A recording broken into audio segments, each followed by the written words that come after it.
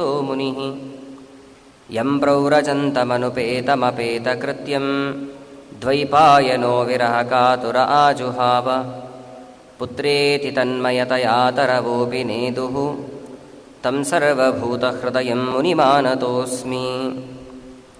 ಸಾಲಂಕಾರಕ ಕಾವ್ಯನಾಟಕಕಲಾ ಕಾಣಾದ ಪಾತಂಜಲ ತ್ರಯ್ಯರ್ಥಸ್ಮೃತಿಜೈಮಿನೀಯ ಕವಿತಾ ಸಂಗೀತ ಪಾರಂಗತಃ ವಿಪ್ರಕ್ಷತ್ರವಿಢಂಗ್ರಿಜಾತಮುಖರಾನೇಕ ಪ್ರಜಾಸೇವಿತಃ ಶ್ರೀಮತ್ಸದ್ಗುರುರಾಘವೇಂದ್ರಯತಿರಾಟ್ ಕುರ್ಯಾದ್ಧ್ರುವಂ ಮಂಗಲಂ.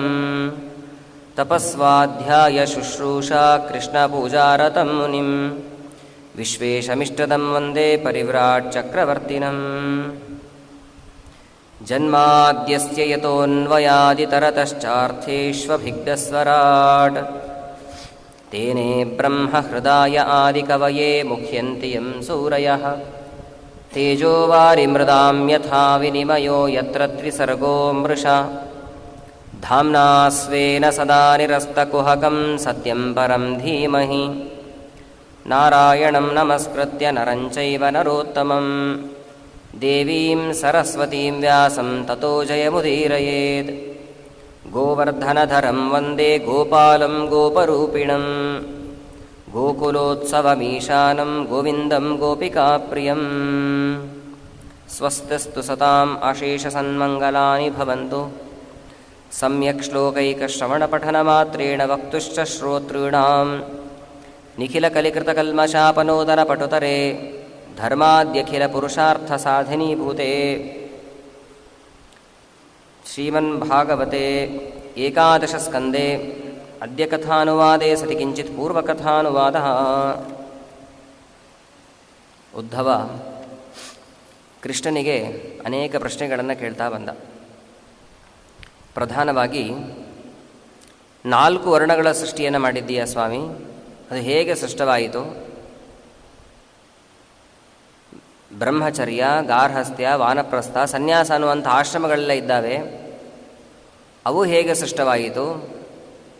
ಅವುಗಳಿಗೆ ವಿಹಿತವಾಗಿರ್ತಕ್ಕಂತಹ ಧರ್ಮಾಚರಣೆಗಳಾದರೂ ಯಾವುದ್ಯಾವುದು ಅವೆಲ್ಲವನ್ನು ತಿಳಿಸಿಕೊಡು ಸ್ವಾಮಿ ಅಂತ ಕೇಳಿದಾಗ ಪರಮಾತ್ಮ ಅವನ ಎಲ್ಲ ಪ್ರಶ್ನೆಗಳಿಗೂ ಸಮಾಧಾನಕರವಾದಂಥ ಉತ್ತರವನ್ನು ಕೊಟ್ಟಿದ್ದಾನೆ.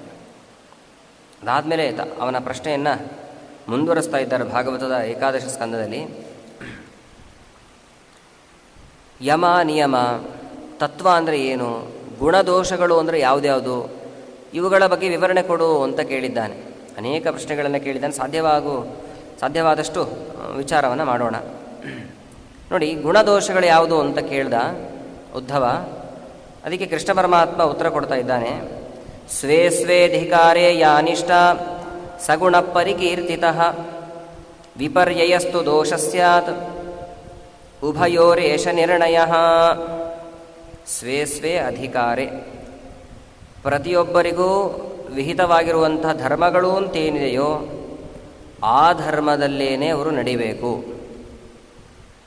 ಸ್ವಧರ್ಮೇ ನಿಧನಂ ಶ್ರೇಯಃ ಭಗವದ್ಗೀತೆಯಲ್ಲಿ ಹೇಳ್ತಾನಲ್ವ ಕೃಷ್ಣ. ಅದಕ್ಕೆ ವಿಪರೀತವಾಗಿ ಏನೇನು ನಾವು ನಡೆದಿದ್ದೇ ಆದರೆ ಅದನ್ನು ದೋಷ ಅಂತ ಕರೀತಾರೆ ಅಂತ ಆರಂಭ ಮಾಡ್ತಾ ಇದ್ದಾನೆ. ಹೀಗೆ ನಾವು ಸ್ವಧರ್ಮಾಚರಣೆಯನ್ನು ಮಾಡ್ತಾ ಹೋದಂತೆ ಯೋಗ್ಯತೆ ಇದ್ದಾಗ ಪರಮಾತ್ಮನ ಆವಿರ್ಭಾವ ಆಗತ್ತೆ, ಪರಮಾತ್ಮನ ಪ್ರತ್ಯಕ್ಷವಾಗತ್ತೆ. ಪರಮಾತ್ಮನ ಪ್ರತ್ಯಕ್ಷವಾದಾಗ ಏನಾಗತ್ತೆ ಅಂತ ಕೃಷ್ಣ ಪರಮಾತ್ಮನ ಹೇಳ್ತಾ ಇದ್ದಾನೆ.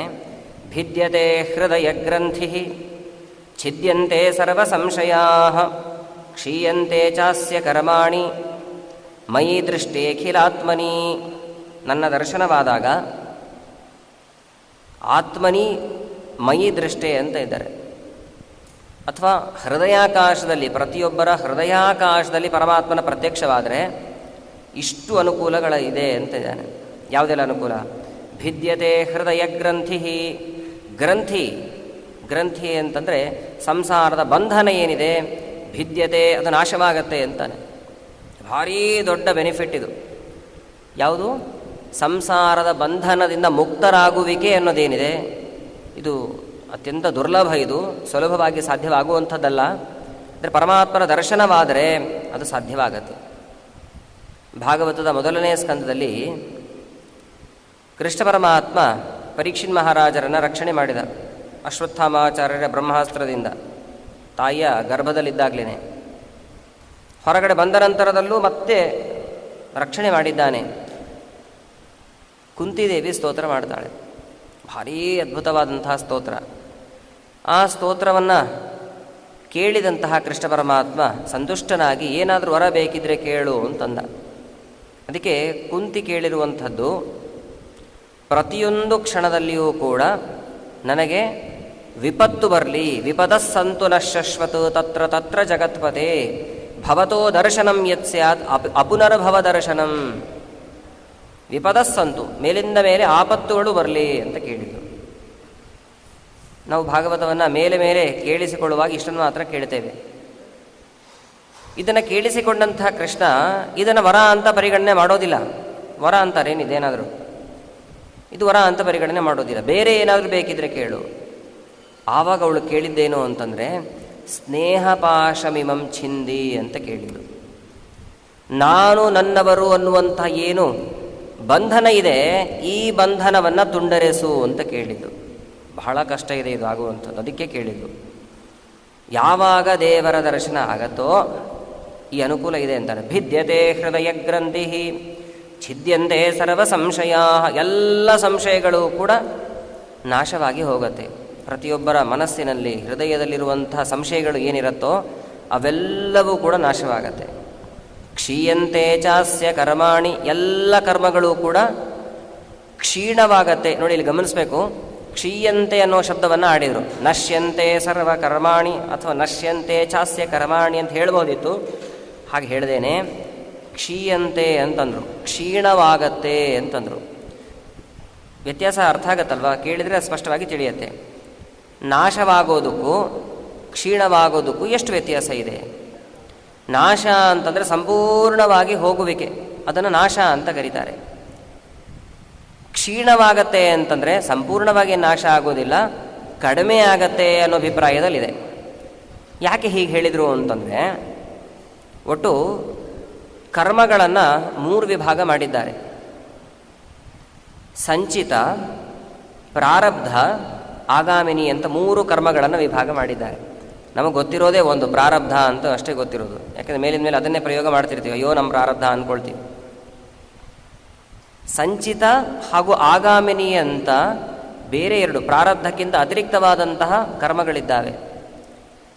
ಸಂಚಿತ ಅಂದರೆ ಸಂಗ್ರಹಿಸಿ ಇಟ್ಟುಕೊಂಡಂತಹ ಕರ್ಮಗಳು ಅಂತ. ಆಗಾಮಿನಿ ಅಂದರೆ ಮುಂದೆ ಕರ್ಮಗಳನ್ನು ಮಾಡಿ ಸಂಗ್ರಹ ಮಾಡುವಂಥದ್ದು ಮುಂದೆ ಭವಿಷ್ಯತ್ ಕಾಲದಲ್ಲಿ. ಪ್ರಾರಬ್ಧ ಅಂದರೆ ಈಗ ಪ್ರೆಸೆಂಟು, ವರ್ತಮಾನ ಕಾಲದಲ್ಲಿ ಅನುಭವಿಸ್ತಾ ಇರುವಂತಹ ಕರ್ಮಗಳು ಅಂತ.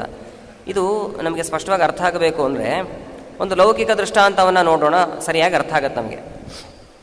ನೋಡಿ, ಲೌಕಿಕ ದೃಷ್ಟಾಂತ ಅಂದರೆ ಒಬ್ಬ ರೈತ ಇದ್ದಾನೆ, ಅವನದ್ದೇ ಸ್ವಂತ ಜಮೀನನ್ನು ಅವನು ಬಿತ್ತನೆ ಮಾಡ್ತಾ ಇದ್ದಾನೆ, ಭತ್ತವನ್ನು ಬೆಳೀತಾ ಇದ್ದಾನೆ ಅಂತ ತಿಳಿದುಕೊಳ್ಳೋಣ. ಈಗಾಗಲೇ ಕಳೆದ ವರ್ಷ ಬಿತ್ತನೆ ಮಾಡಿದಂತಹ ಭತ್ತ ಏನಿದೆ ಅದನ್ನು ಕಟಾವು ಮಾಡಿ ಆಗಿದೆ, ಸಂಗ್ರಹಿಸಿ ಒಂದು ಗೋಡೌನಲ್ಲಿ ಇಟ್ಕೊಂಡಿದ್ದಾನವನು. ಇದನ್ನು ಸಂಚಿತ ಅಂತ ಕರೀತಾರೆ, ಸಂಗ್ರಹಿಸಿ ಇಟ್ಟುಕೊಂಡಂಥದ್ದು. ಆಗಾಮಿನಿ ಅಂತಂದರೆ ಮತ್ತೆ ಬಿತ್ತನೆ ಮಾಡ್ತಾ ಇದ್ದಾನೆ, ಅದು ಮುಂದೆ ಕಟಾವು ಮಾಡಿ ಅದನ್ನು ಸಂಗ್ರಹ ಮಾಡಿಕೊಳ್ತಾನೆ. ಹಾಗಾದರೆ ಅದು ಆಗಾಮಿನಿ, ಮುಂದೆ ಕಟಾವು ಮಾಡಿ ಅದನ್ನು ಸಂಗ್ರಹಿಸಿ ಇಡ್ತಾನೆ. ಸಂಚಿತ ಶೇಖರಣೆ ಮಾಡಿ ಇಟ್ಟುಕೊಂಡಂಥದ್ದು, ಆಗಾಮಿನಿ ಅಂದರೆ ಮುಂದೆ ಬರುವಂಥದ್ದು. ಇದರ ಮಧ್ಯದಲ್ಲಿ ಒಂದಿದೆ ನೋಡಿ, ಪ್ರಾರಬ್ಧ ಅಂತ ಇದೆ. ಏನು ಪ್ರಾರಬ್ಧ ಅಂದರೆ ಗಾಬರಿ ಆಗ್ತಾರೆ. ಪ್ರಾರಬ್ಧ ಅನ್ನೋ ಶಬ್ದ ಕೇಳಿದರೆ ಗಾಬರಿ ಆಗುವಂಥದ್ದು ಏನಿಲ್ಲ, ಸಂಸ್ಕೃತದ ಶಬ್ದ ಅದು. ಪ್ರಕರ್ಷೇಣ ಆರಬ್ಧ ಅಂತ ಅರ್ಥ. ಆರಂಭ ಮಾಡಿರುವಂಥದ್ದು, ಚೆನ್ನಾಗಿ ಆರಂಭ ಮಾಡಿರುವಂಥದ್ದಕ್ಕೆ ಪ್ರಾರಬ್ಧ ಅಂತ ಕರೀತಾರೆ. ಆ ರೈತ ನೋಡಿ ಗೋಡೌನಲ್ಲಿ ಇಟ್ಕೊಂಡಿದ್ದಾನೆ, ಒಂದಿಷ್ಟು ಶೇಖರಣೆ ಮಾಡಿ ಮುಂದೆ ಬಿತ್ತನೆ ಬೇರೆ ಮಾಡ್ತಿದ್ದಾನೆ. ಸಂಚಿತ ಆಗಾಮಿನಿ, ತನ್ನ ಮನೆಗೆ ತನಗೆ ಬಳಕೆಗೆ ಅಂತ ಒಂದು ಅಕ್ಕಿ ಮೂಟೆಯನ್ನು ತಂದು ಇಟ್ಕೊಂಡಿದ್ದಾನೆ, ಬಳಸ್ತಾ ಇದ್ದಾನೆ ಅದನ್ನು ಪ್ರಾರಬ್ಧ ಅಂತ ಕರೀತಾರೆ. ಕರ್ಮಗಳು ಹೀಗೆ ಸಂಚಿತ ಕರ್ಮಗಳು ಅಂತಿದೆ, ಬೇಕಾದಷ್ಟು ಸಂಗ್ರಹ ಮಾಡಿ ಇಟ್ಕೊಂಡಿದ್ದೀವಿ. ಕೋಟಿ ಕೋಟಿ ವರ್ಷಗಳವರೆಗೂ ಕೂಡ ನಾಶವಾಗದೇ ಇರೋಷ್ಟು ಕರ್ಮಗಳನ್ನು ಸಂಗ್ರಹ ಮಾಡಿ ಇಟ್ಕೊಂಡಿದ್ದೀವಿ ನಾವು. ಮತ್ತೆ ಮೇಲಿಂದ ಮೇಲೆ ಕರ್ಮಗಳನ್ನು ಮಾಡ್ತಾನೇ ಇರ್ತೀವಿ. ಒಂದು ಕ್ಷಣವೂ ಕೂಡ ಕರ್ಮಗಳನ್ನು ಮಾಡದೇನೆ ಜೀವಿ ಇರ್ಲಿಕ್ಕೆ ಸಾಧ್ಯ ಇಲ್ಲ ಅಂತ ಭಗವದ್ಗೀತೆಯಲ್ಲಿ ಕೃಷ್ಣ ಪರಮಾತ್ಮ ಸ್ಪಷ್ಟಪಡಿಸಿದ್ದಾನೆ. ಪ್ರಾರಬ್ಧ ಅಂತಂದರೆ ಈಗಾಗಲೇ ಅನುಭವಿಸ್ತಾ ಇದ್ದೀವಿ ನೋಡಿ. ಯಾವುದೋ ಕರ್ಮದ ಫಲವಾಗಿ ಸುಖವನ್ನೋ ದುಃಖವನ್ನು ಅನುಭವಿಸ್ತಾ ಇದ್ದೇವೆ ಅಂತಂದ್ರೆ ಅದು ಪ್ರಾರಬ್ಧ. ಪ್ರಾರಬ್ಧ ಅಂದರೆ ಬರೀ ದುಃಖವೇ ಆಗಬೇಕಾಗಿಲ್ಲ, ಸುಖವೂ ಪ್ರಾರಬ್ಧಕ್ಕೆ ಸಂಬಂಧಪಟ್ಟಿರುವಂಥದ್ದು. ನೋಡಿ ಸರಿಯಾಗಿ ಗಮನಿಸಿ, ದೇವರ ಅನುಗ್ರಹ ಆದರೆ ಸಂಚಿತ ಕರ್ಮ ಹಾಗೂ ಆಗಾಮಿನಿ ಕರ್ಮ ಏನಿದೆ ಎರಡೂ ಸಂಪೂರ್ಣವಾಗಿ ನಾಶವಾಗತ್ತೆ, ಸಂಪೂರ್ಣ ನಾಶ ಆಗತ್ತೆ. ಆದರೆ ಪ್ರಾರಬ್ಧ ಕರ್ಮ ಏನಿದೆ ಇದು ನಾಶ ಆಗೋದೇ ಇಲ್ಲ ಅಂತ ಹೇಳಿದೆ. ನಾಶ ಆಗೋದೇ ಇಲ್ಲ. ಅದು ದೇವರೇನೆ ತನ್ನನ್ನು ತಾನು ನಿಯಮನ ಮಾಡಿಕೊಳ್ತಾನಲ್ವಾ ಅಲ್ವಾ. ದೇವರಿಗೆ ಸ್ವತಂತ್ರ ಅಂತ ಹೆಸರಿದೆ. ಭಾಗವತದ ಆರಂಭದ ಶ್ಲೋಕದಲ್ಲೇ ಕೇಳ್ತೇವೆ ನಾವು, ಸ್ವರಾಟ್ ಅಂತಿದೆ. ಜನ್ಮಾದ್ಯಸ್ಯ ಯಥೋನ್ವಯಾದಿತರತಃ ಚಾರ್ಥೇಶ್ವಭಿಘ್ನ ಸ್ವರಾಟ್, ಸ್ವರಾಟ್ ಅಂತ ಇದೆ. ಸ್ವರಾಟ್ ಅಂದರೆ ಏನು? ಸ್ವತಂತ್ರ ಅಂತರ್ಥ. ಈ ಸ್ವತಂತ್ರ ಶಬ್ದ ಏನಿದೆ ಅದು ನಾವು ಆಂಗ್ಲ ಭಾಷೆಗೆ ಪರಿವರ್ತಿಸುವಾಗ ಎಡವಟ್ಟು ಮಾಡ್ಕೊಳ್ತೀವಿ, ಎಡವು ಬಿಡ್ತೀವಿ ನಾವು. ಏನು ಪರಿವರ್ತನೆ ಮಾಡುವಾಗ ಏನಂತ ಅರ್ಥ ಮಾಡ್ತಿದ್ದೀವಿ ನಾವು? ಸ್ವತಂತ್ರ ಅಂದರೆ ಇಂಡಿಪೆಂಡೆಂಟ್ ಅಂತ ಅರ್ಥ ಮಾಡ್ತಿದ್ದೀವಿ ಅಲ್ವಾ. ಸ್ವತಂತ್ರ ಶಬ್ದ ಅದು ಆಂಗ್ಲ ಭಾಷೆಯಲ್ಲಿ ಇಂಡಿಪೆಂಡೆಂಟ್ ಅಂತ. ಆದರೆ ನೋಡಿ, ಸ್ವತಂತ್ರ ಶಬ್ದಕ್ಕೂ ಇಂಡಿಪೆಂಡೆಂಟ್ ಅನ್ನೋ ಶಬ್ದಕ್ಕೂ ಸ್ವಲ್ಪವೂ ಸಂಬಂಧವೇ ಇಲ್ಲ ನೋಡಿ. ಸ್ವತಂತ್ರ ಅಂದರೆ ತನ್ನನ್ನು ತಾನು ನಿಯಮನ ಮಾಡಿಕೊಳ್ಳುವವ ಅಂತ ಅರ್ಥ. ಇಂಡಿಪೆಂಡೆಂಟ್ ಅಂದರೆ ಯಾರ ನಿಯಮನಕ್ಕೂ ಒಳಗಾಗದೇ ಇರುವವ ಅಂತ ಅರ್ಥ. ಹಾಗಾದ್ರೆ ಸರಿಯಾದ ಅರ್ಥ ಏನು ಗೊತ್ತಾ? ಸ್ವತಂತ್ರ ಅಂದರೆ ಸೆಲ್ಫ್ ಡಿಪೆಂಡೆಂಟ್ ಅಂತ ಹೇಳಬೇಕು. ತನ್ನನ್ನು ತಾನು ನಿಯಮನ ಮಾಡಿಕೊಳ್ಳುವವ, ತಾನೇ ತನಗೆ ಒಂದು ಚೌಕಟ್ಟನ್ನು ಹಾಕಿಕೊಂಡಿದ್ದಾನೆ. ಭಕ್ತರಿಗೆ ಹೀಗೆ ಅನುಗ್ರಹ ಮಾಡಬೇಕು, ಯಾರು ಅವನಿಗೆ ಹೇಳುವವರಿಲ್ಲ. ನಮಗಾದರೆ ಹೇಳ್ತಾರೆ ಇಂಥ ಕೆಲಸ ಮಾಡಬೇಕು, ಹೀಗೆಲ್ಲ ಹೇಳ್ತಾರೆ. ನಿಯಮನ ಮಾಡುವವರಿದ್ದಾರೆ, ದೇವರಿಗೆ ಯಾರು ನಿಯಮನ ಮಾಡುವವರಿಲ್ಲ. ಭಕ್ತರನ್ನ ಹೀಗೆ ಅನುಗ್ರಹ ಮಾಡಬೇಕು ಅಂತ ಯಾರಾದರೂ ಹೇಳ್ತಾರ? ಅಥವಾ ದುಷ್ಟ ರಾಕ್ಷಸರ ಸಂಹಾರವನ್ನು ಹೀಗೆ ಮಾಡಬೇಕು ಅಂತ ಯಾರಾದರೂ ಹೇಳ್ತಾರ? ತನ್ನನ್ನು ತಾನೇ ನಿಯಮನ ಮಾಡಿಕೊಳ್ತಾನೆ. ಅದರಲ್ಲಿ ಇದು ಒಂದು ಸೇರಿಕೊಳ್ಳುತ್ತೆ. ಯಾವುದು ಅಂತಂದರೆ ಪ್ರಾರಬ್ಧ ಕರ್ಮವನ್ನು ನಾನು ನಾಶ ಮಾಡೋದಿಲ್ಲ ಅಂತ ಪರಮಾತ್ಮ ಅವನು ಒಂದು ಚೌಕಟ್ಟನ್ನು ಹಾಕಿಕೊಂಡಿದ್ದಾನೆ, ಅದರಂತೆ ನಡೀತಾನಷ್ಟೇ. ದೇವರ ಅನುಗ್ರಹ ಆದರೆ ಪ್ರಾರಬ್ಧ ಕರ್ಮ ಕ್ಷೀಯಂತೆ, ಕ್ಷೀಯಂತೆ ಅನ್ನೋದು ಕಲ್ಲಿಗೆ ಬರಬೇಕು ನಾವು. ಆಗಾಮಿನಿ ಸಂಚಿತ ಕರ್ಮಗಳು ಸಂಪೂರ್ಣವಾಗಿ ನಶ್ಯಂತೆ, ಪರಂತು ಪ್ರಾರಬ್ಧ ಕರ್ಮಸ್ತು ಕ್ಷೀಯಂತೆ ಇತ್ಯರ್ಥ. ಪ್ರಾರಬ್ಧ ಕರ್ಮ ಆಗುವಾಗ ಕ್ಷೀಣಿಸುತ್ತೆ. ಅದಕ್ಕೆ ದಾಸರು ದೇವರ ಬಳಿ ಏನನ್ನ ಕೇಳಬೇಕು ಅಂತಾರೆ? ಕೊಂಚ ಮಾಡು ಪ್ರಾರಬ್ಧ ಅಂತಂದರು. ಪ್ರಾರಬ್ಧವನ್ನು ಕೊಂಚ ಮಾಡು, ಕೊಂಚ ಮಾಡು ಅಂದರೆ ಕಡಿಮೆ ಮಾಡು, ನಾಶ ಮಾಡು ಅಂತ ಕೇಳಲಿಲ್ಲ ಅವರು. ಯಾಕೆಂದರೆ ಅವರಿಗೆಲ್ಲ ಗೊತ್ತು ಪ್ರಾರಬ್ಧ ಕರ್ಮ ನಾಶವಾಗುವುದಿಲ್ಲ. ಅದನ್ನು ತಿಳಿಸೋ ಉದ್ದೇಶದಿಂದಾಗಿ ಕ್ಷೀಯಂತೆ ಅನ್ನೋ ಶಬ್ದವನ್ನು ಆಡಿದರು. ಕ್ಷೀಯಂತೆ ಚಾಸ್ಯ ಕರ್ಮಾಣಿ ಮೈ ದೃಷ್ಟೇಖಿಲಾತ್ಮನಿ. ನನ್ನ ದರ್ಶನವಾದಾಗ ಇಷ್ಟೆಲ್ಲ ಅನುಕೂಲಗಳಿದೆ, ಹಾಗಾಗಿ ವಿಹಿತವಾಗಿರ್ತಕ್ಕಂತಹ ಧರ್ಮಾಚರಣೆಗಳನ್ನು ಪ್ರತಿಯೊಬ್ಬರು ಮಾಡಬೇಕು. ಉದ್ಧವನ ಪ್ರಶ್ನೆ ಮುಂದುವರಿತಾ ಇದೆ. ಉದ್ಧವ ಕೇಳ್ತಾನೆ, ಯಾವುದು ಶುದ್ಧ ಯಾವುದು ಅಶುದ್ಧ, ಇದರ ಬಗ್ಗೆ ನನಗೆ ಸರಿಯಾಗಿ ವಿವರಣೆ ಕೊಡು. ಯಾಕೆಂದರೆ ಒಬ್ಬರೊಬ್ಬರು ಒಂದೊಂದು ರೀತಿಯಾಗಿ ಹೇಳ್ತಾರೆ. ಕೆಲವು ಪದಾರ್ಥಗಳಲ್ಲಿ ಕೆಲವು ನಿಯಮ, ಕೆಲವು ದೇಶದಲ್ಲಿ ಕೆಲವು ನಿಯಮ ಇರುತ್ತೆ. ಹಾಗಾದರೆ ಯಾವುದು ಶುದ್ಧ ಯಾವುದು ಅಶುದ್ಧ ಅನ್ನುವಂತಹ ಸರಿಯಾದ ವಿವೇಕ ಇಲ್ಲ ನಮಗೆ, ಅದನ್ನು ಸರಿಯಾಗಿ ತಿಳಿಸ್ಕೊಡು ಸ್ವಾಮಿ ಅಂತ. ಸರಿ ಅಂತ ಆರಂಭ ಮಾಡ್ತಾ ಇದ್ದಾನೆ. ವೇದಾಧ್ಯಯನವನ್ನು ಮಾಡುವಂತಹ ಒಂದು ಪ್ರದೇಶ ಹೇಗಿರಬೇಕು ಅನ್ನೋದನ್ನು ಆರಂಭದಲ್ಲಿ ತಿಳಿಸ್ತಾನೆ. ನೋಡಿ, ಶುದ್ಧವಾದಂತಹ ಪ್ರದೇಶದಲ್ಲಿ ವೇದಾಧ್ಯಯನ ಅಂದರೆ ವಿದ್ಯಾಪೀಠ ಸ್ಥಾಪನೆ, ವಿದ್ಯಾಪೀಠ ಗುರುಕುಲಗಳು ಎಲ್ಲಿರಬೇಕು ಅನ್ನೋದನ್ನು ಭಾಗವತದ ಏಕಾದಶ ಸ್ಕಂದದಲ್ಲಿ ತಿಳಿಸ್ಕೊಟ್ಟಿದ್ದಾರೆ. ಕೃಷ್ಣ ಸಾರೋಥ ದೇಶಾನಾಂ ಬ್ರಾಹ್ಮಣಾನಾಂ ಶುಚಿರ್ಭವೇತ್, ಕೃಷ್ಣ ಸಾರೋಪ್ಯ ಸೌವೀರ ಕೀಟಕಾ ಸಂಸ್ಕೃತೇರಿಣಃ. ಕೃಷ್ಣಸಾರ ಅಂದರೆ ಜಿಂಕೆ ನಡೆದಾಡಿರ್ತಕ್ಕಂತಹ ಜಾಗದಲ್ಲಿ ವೇದಾಧ್ಯಯನವನ್ನು ಮಾಡಬೇಕು, ಶಾಸ್ತ್ರ ಅಧ್ಯಯನವನ್ನು ಮಾಡಬೇಕು. ಅದು ಅತ್ಯಂತ ಶುದ್ಧವಾದಂತಹ ಪ್ರದೇಶ. ಅದೇ ಪ್ರಶ್ನೆಯಲ್ವ ಕೇಳಿದ್ದವನು, ಶುದ್ಧ ಯಾವುದು ಅಶುದ್ಧ ಯಾವುದು ಅದನ್ನು ತಿಳಿಸಿಕೊಡುವಂತಂದಿದ್ದಾನೆ. ಅದಕ್ಕೆ ಶುದ್ಧವಾದಂತಹ ಭೂಪ್ರದೇಶ ಅಂತಂದರೆ ವೇದಾಧ್ಯಯನ ಶಾಸ್ತ್ರಾಧ್ಯಯನ ಮಾಡಲಿಕ್ಕೆ ಕೃಷ್ಣಸಾರೋಥ. ಕೃಷ್ಣಸಾರ ಅಂತಂದರೆ ಕೃಷ್ಣ ಮೃಗ, ಜಿಂಕೆ ಮೊದಲಾದಂತಹ ಪ್ರಾಣಿಗಳು, ಸಾತ್ವಿಕ ಮೃಗಗಳು ಸಂಚಾರ ಮಾಡಿರ್ತಕ್ಕಂತಹ ಪ್ರದೇಶ ಏನಿದೆಯೋ ಆ ಪ್ರದೇಶ ಅತ್ಯಂತ ಪ್ರಶಸ್ತವಾಗಿರುವಂಥದ್ದು.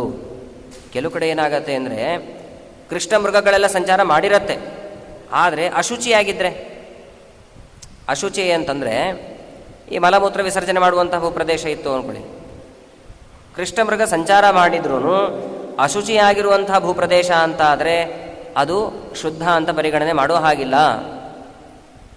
ಅಥವಾ ಮಾಂಸ ಭಕ್ಷಣೆ ಮಾಡುವಂಥ ಜನರ ಮಧ್ಯದಲ್ಲಿ ಕೃಷ್ಣ ಮೃಗ ಏನಾದರೂ ಸಂಚಾರ ಮಾಡ್ತಾ ಇತ್ತು ಅಂದ್ಕೊಳ್ಳಿ, ಕೃಷ್ಣ ಮೃಗ ಸಂಚಾರ ಮಾಡಿದೆ ಶುದ್ಧ ಅಂತ ಸ್ವೀಕಾರ ಮಾಡುವ ಹಾಗಿಲ್ಲ. ಅದನ್ನು ಹೇಳ್ತಾ ಇದ್ದಾರೆ. ಕೃಷ್ಣ ಸಾರೋಪಿ, ಕೃಷ್ಣ ಮೃಗ ಸಂಚಾರ ಮಾಡಿದ್ರೂ ಅಶುಚಿಯಾಗಿರುವಂಥದ್ದು. ಅಸಂಸ್ಕೃತೇರಿಣಃ ಅಂತಂದರು. ಅಶುಚಿ ಅಂದರೆ ಹೀಗೆ ಮಲಮೂತ್ರ ವಿಸರ್ಜನೆ ಮಾಡುವಂಥದ್ದು, ಮೈಲಿಗೆಯಿಂದ ಕೂಡಿರ್ತಕ್ಕಂಥ ಭೂಪ್ರದೇಶಗಳೆಲ್ಲ ಏನಿದೆ ಅದು ಅಶುದ್ಧ ಅಂತಲೇ ತಿಳಿಬೇಕು, ಅದು ಶುಚಿ ಆಗಲಿಕ್ಕೆ ಸಾಧ್ಯ ಇಲ್ಲ ಅಂತಾನೆ ಪರಮಾತ್ಮ. ದ್ರವ್ಯಸ್ಯ ಶುದ್ಧ ಶುದ್ಧೀ ಚ ದ್ರವ್ಯೇಣ ವಚನೇನ ವಾ ಸಂಸ್ಕಾರೇಣಾಥ ಕಾಲೇನ ಮಹತ್ವಾಲ್ಪತಯಾಥವಾ. ದ್ರವ್ಯಗಳನ್ನು ತೆಗೆದುಕೊಂಡ್ರೆ ಈಗ ಊಟವನ್ನು ಮಾಡ್ತೇವೆ. ಊಟವನ್ನು ಮಾಡುವಾಗ ಅನ್ನ ಶುದ್ಧಿ ಹೇಗೆ? ಅಕ್ಕಿಯನ್ನು ನಾವು ಖರೀದಿ ಮಾಡಿ ತರ್ತೇವೆ ಅಂದ್ಕೊಳ್ಳಿ. ಖರೀದಿ ಮಾಡಿ ತರುವಾಗ ಅವರು ಮಡಿಮಡಿಯಾಗಿ ಏನಾದರೂ ಕೊಡ್ತಾರಾ? ಯಾರೂ ಮಡಿಮಡಿಯಾಗಿ ಇರೋದಿಲ್ಲ. ಹೊರಗಿನ ಜನ ಇವು ಉದಾಹರಣೆಗೆ ನೋಡಿ, ಅಕ್ಕಿ ಮೂಟೆಯನ್ನು ಹೊಲಿಯುವಾಗ ಅವರೆಲ್ಲೋ ಬಾಯಲ್ಲೆಲ್ಲೋ ಹಾಕಿಬಿಟ್ಟು ಎಂಜಲೆಲ್ಲ ಮಾಡಿಬಿಟ್ಟೆಲ್ಲ ಕೊಟ್ಟಿರ್ತಾರೆ. ಹಾಗಾದರೆ ಅದರ ಶುದ್ಧಿ ಹೇಗೆ? ಅದನ್ನೇ ನಾವು ತಂದು ಅಕ್ಕಿಯನ್ನು ಅನ್ನವನ್ನಾಗಿ ತಯಾರಿಸಿ ಭಕ್ಷಣೆ ಮಾಡ್ತೇವೆ.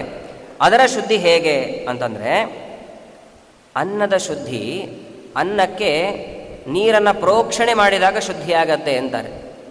ಅದಕ್ಕೆ ನಾವು ವಿದ್ಯಾಪೀಠಗಳಲ್ಲೆಲ್ಲ ಏನು ಮಾಡ್ತೇವೆ ಅಂತಂದರೆ, ಪರಿಷೇಕವನ್ನು ಮಾಡಿದ ನಂತರದಲ್ಲಿ ವಿಷ್ಣು ಅನ್ನಂ ರಕ್ಷಸ್ವ ಅಂತ ಹೇಳಿ ನೀರನ್ನು ತೆಗೆದುಕೊಂಡು ಅನ್ನಕ್ಕೆ ಪ್ರೋಕ್ಷಣೆ ಮಾಡ್ತೇವೆ. ವಿಷ್ಣು, ಹೇ ವಿಷ್ಣು, ವಿಷ್ಣುವೇ ಅನ್ನವನ್ನು ರಕ್ಷಣೆ ಮಾಡು ಸ್ವಾಮಿ ಅಂದರೆ ಶುದ್ಧವನ್ನಾಗಿ ಮಾಡು ಅಂತ ಪ್ರೋಕ್ಷಣೆ ಮಾಡ್ತೀವಿ. ಹಾಗಾದರೆ ಅನ್ನದ ಶುದ್ಧಿ ಹೇಗೆ ಅಂತಂದರೆ, ನೀರಿನ ಪ್ರೋಕ್ಷಣೆಯಿಂದ ಅನ್ನದ ಶುದ್ಧಿಯಾಗುವಂಥದ್ದು. ಅಥವಾ ನೈವೇದ್ಯವನ್ನು ಮಾಡಿದಾಗಲೂ ಕೂಡ ಅನ್ನ ಶುದ್ಧವಾಗತ್ತೆ ಅಂತಾರೆ. ದೇವರಿಗೆ ನೈವೇದ್ಯವನ್ನು ಮಾಡಿದಾಗ ಅನ್ನ ಶುದ್ಧವಾಗತ್ತೆ. ಯಾಕೆ ಅಂತಂದರೆ, ಮಹಾಭಾರತ ಗ್ರಂಥದಲ್ಲಿ 5 ಮಡಿಮಡಿಯಾಗಿರುವಂಥದ್ದು ಅಂತ ದೇವರು ಹೇಳಿದ್ದಾನೆ. ಭಾರಿ ಮಡಿಯು. ಅದು ಹೇಳುವಾಗ ಮಾತ್ರ ಗುಹ್ಯ ಭಾಷೆಯಲ್ಲಿ ರಚನೆ ಮಾಡಿದ್ದಾನೆ ಸ್ವಾಮಿ. ಕೇಳಿದ್ರೆ ಗಾಬರಿ ಆಗಬೇಕು ನಮಗೆ, ಅಂತಹ ಗುಹ್ಯ ಭಾಷೆಯಲ್ಲಿ ಹೇಳಿದ್ದಾನೆ. ನೋಡಿ ಏನು ಹೇಳಿದ್ದಾನೆ ಅಂತಂದರೆ, ಉಚ್ಚಿಷ್ಟಂ ಶಿವ ನಿರ್ಮಾಲ್ಯಂ ವಾಂತಂಚ ಮೃತ ಕರ್ಪಟಂ ಕಾಕವಿಷ್ಟ ಸಮುದ್ಭೂತ ಪಂಚಪೂತಾನಿ ಭಾರತ. ಪೂತ ಅಂದರೆ ಪವಿತ್ರವಾದದ್ದು ಅಂತ. ಇದು ಭಾರಿ ಪವಿತ್ರವಾದದ್ದು. ಯಾವುದು ಅಂದರೆ 5 ತೆಗೆದುಕೊಳ್ತಾನೆ. ವ್ಯಾಸರ ಹೇಳಿರುವಂಥದ್ದು ನೋಡಿ ಯಾವುದು ಅಂತಂದರೆ, ಉಚ್ಚಿಷ್ಟಂ. ಉಚ್ಚಿಷ್ಟ ಅಂದರೆ ಮೊದಲು ತೆಗೆದುಕೊಂಡದ್ದೇನು? ಎಂಜಲು ಅಂತ ಅರ್ಥ. ಎಂಜಲು ಶ್ರೇಷ್ಠ ಅಂತ ಹೇಳಿಬಿಟ್ಟಿದ್ದಾರೆ. ಮೇಲ್ನೋಟ ಕಾಣುವಂಥ ಅರ್ಥವನ್ನು ಮೊದಲು ನೋಡೋಣ. ಅದು ಎಂಜಲು ಹೆಂಗ್ರಿ ಶ್ರೇಷ್ಠ ಆಗ್ಲಿಕ್ಕೆ ಸಾಧ್ಯ?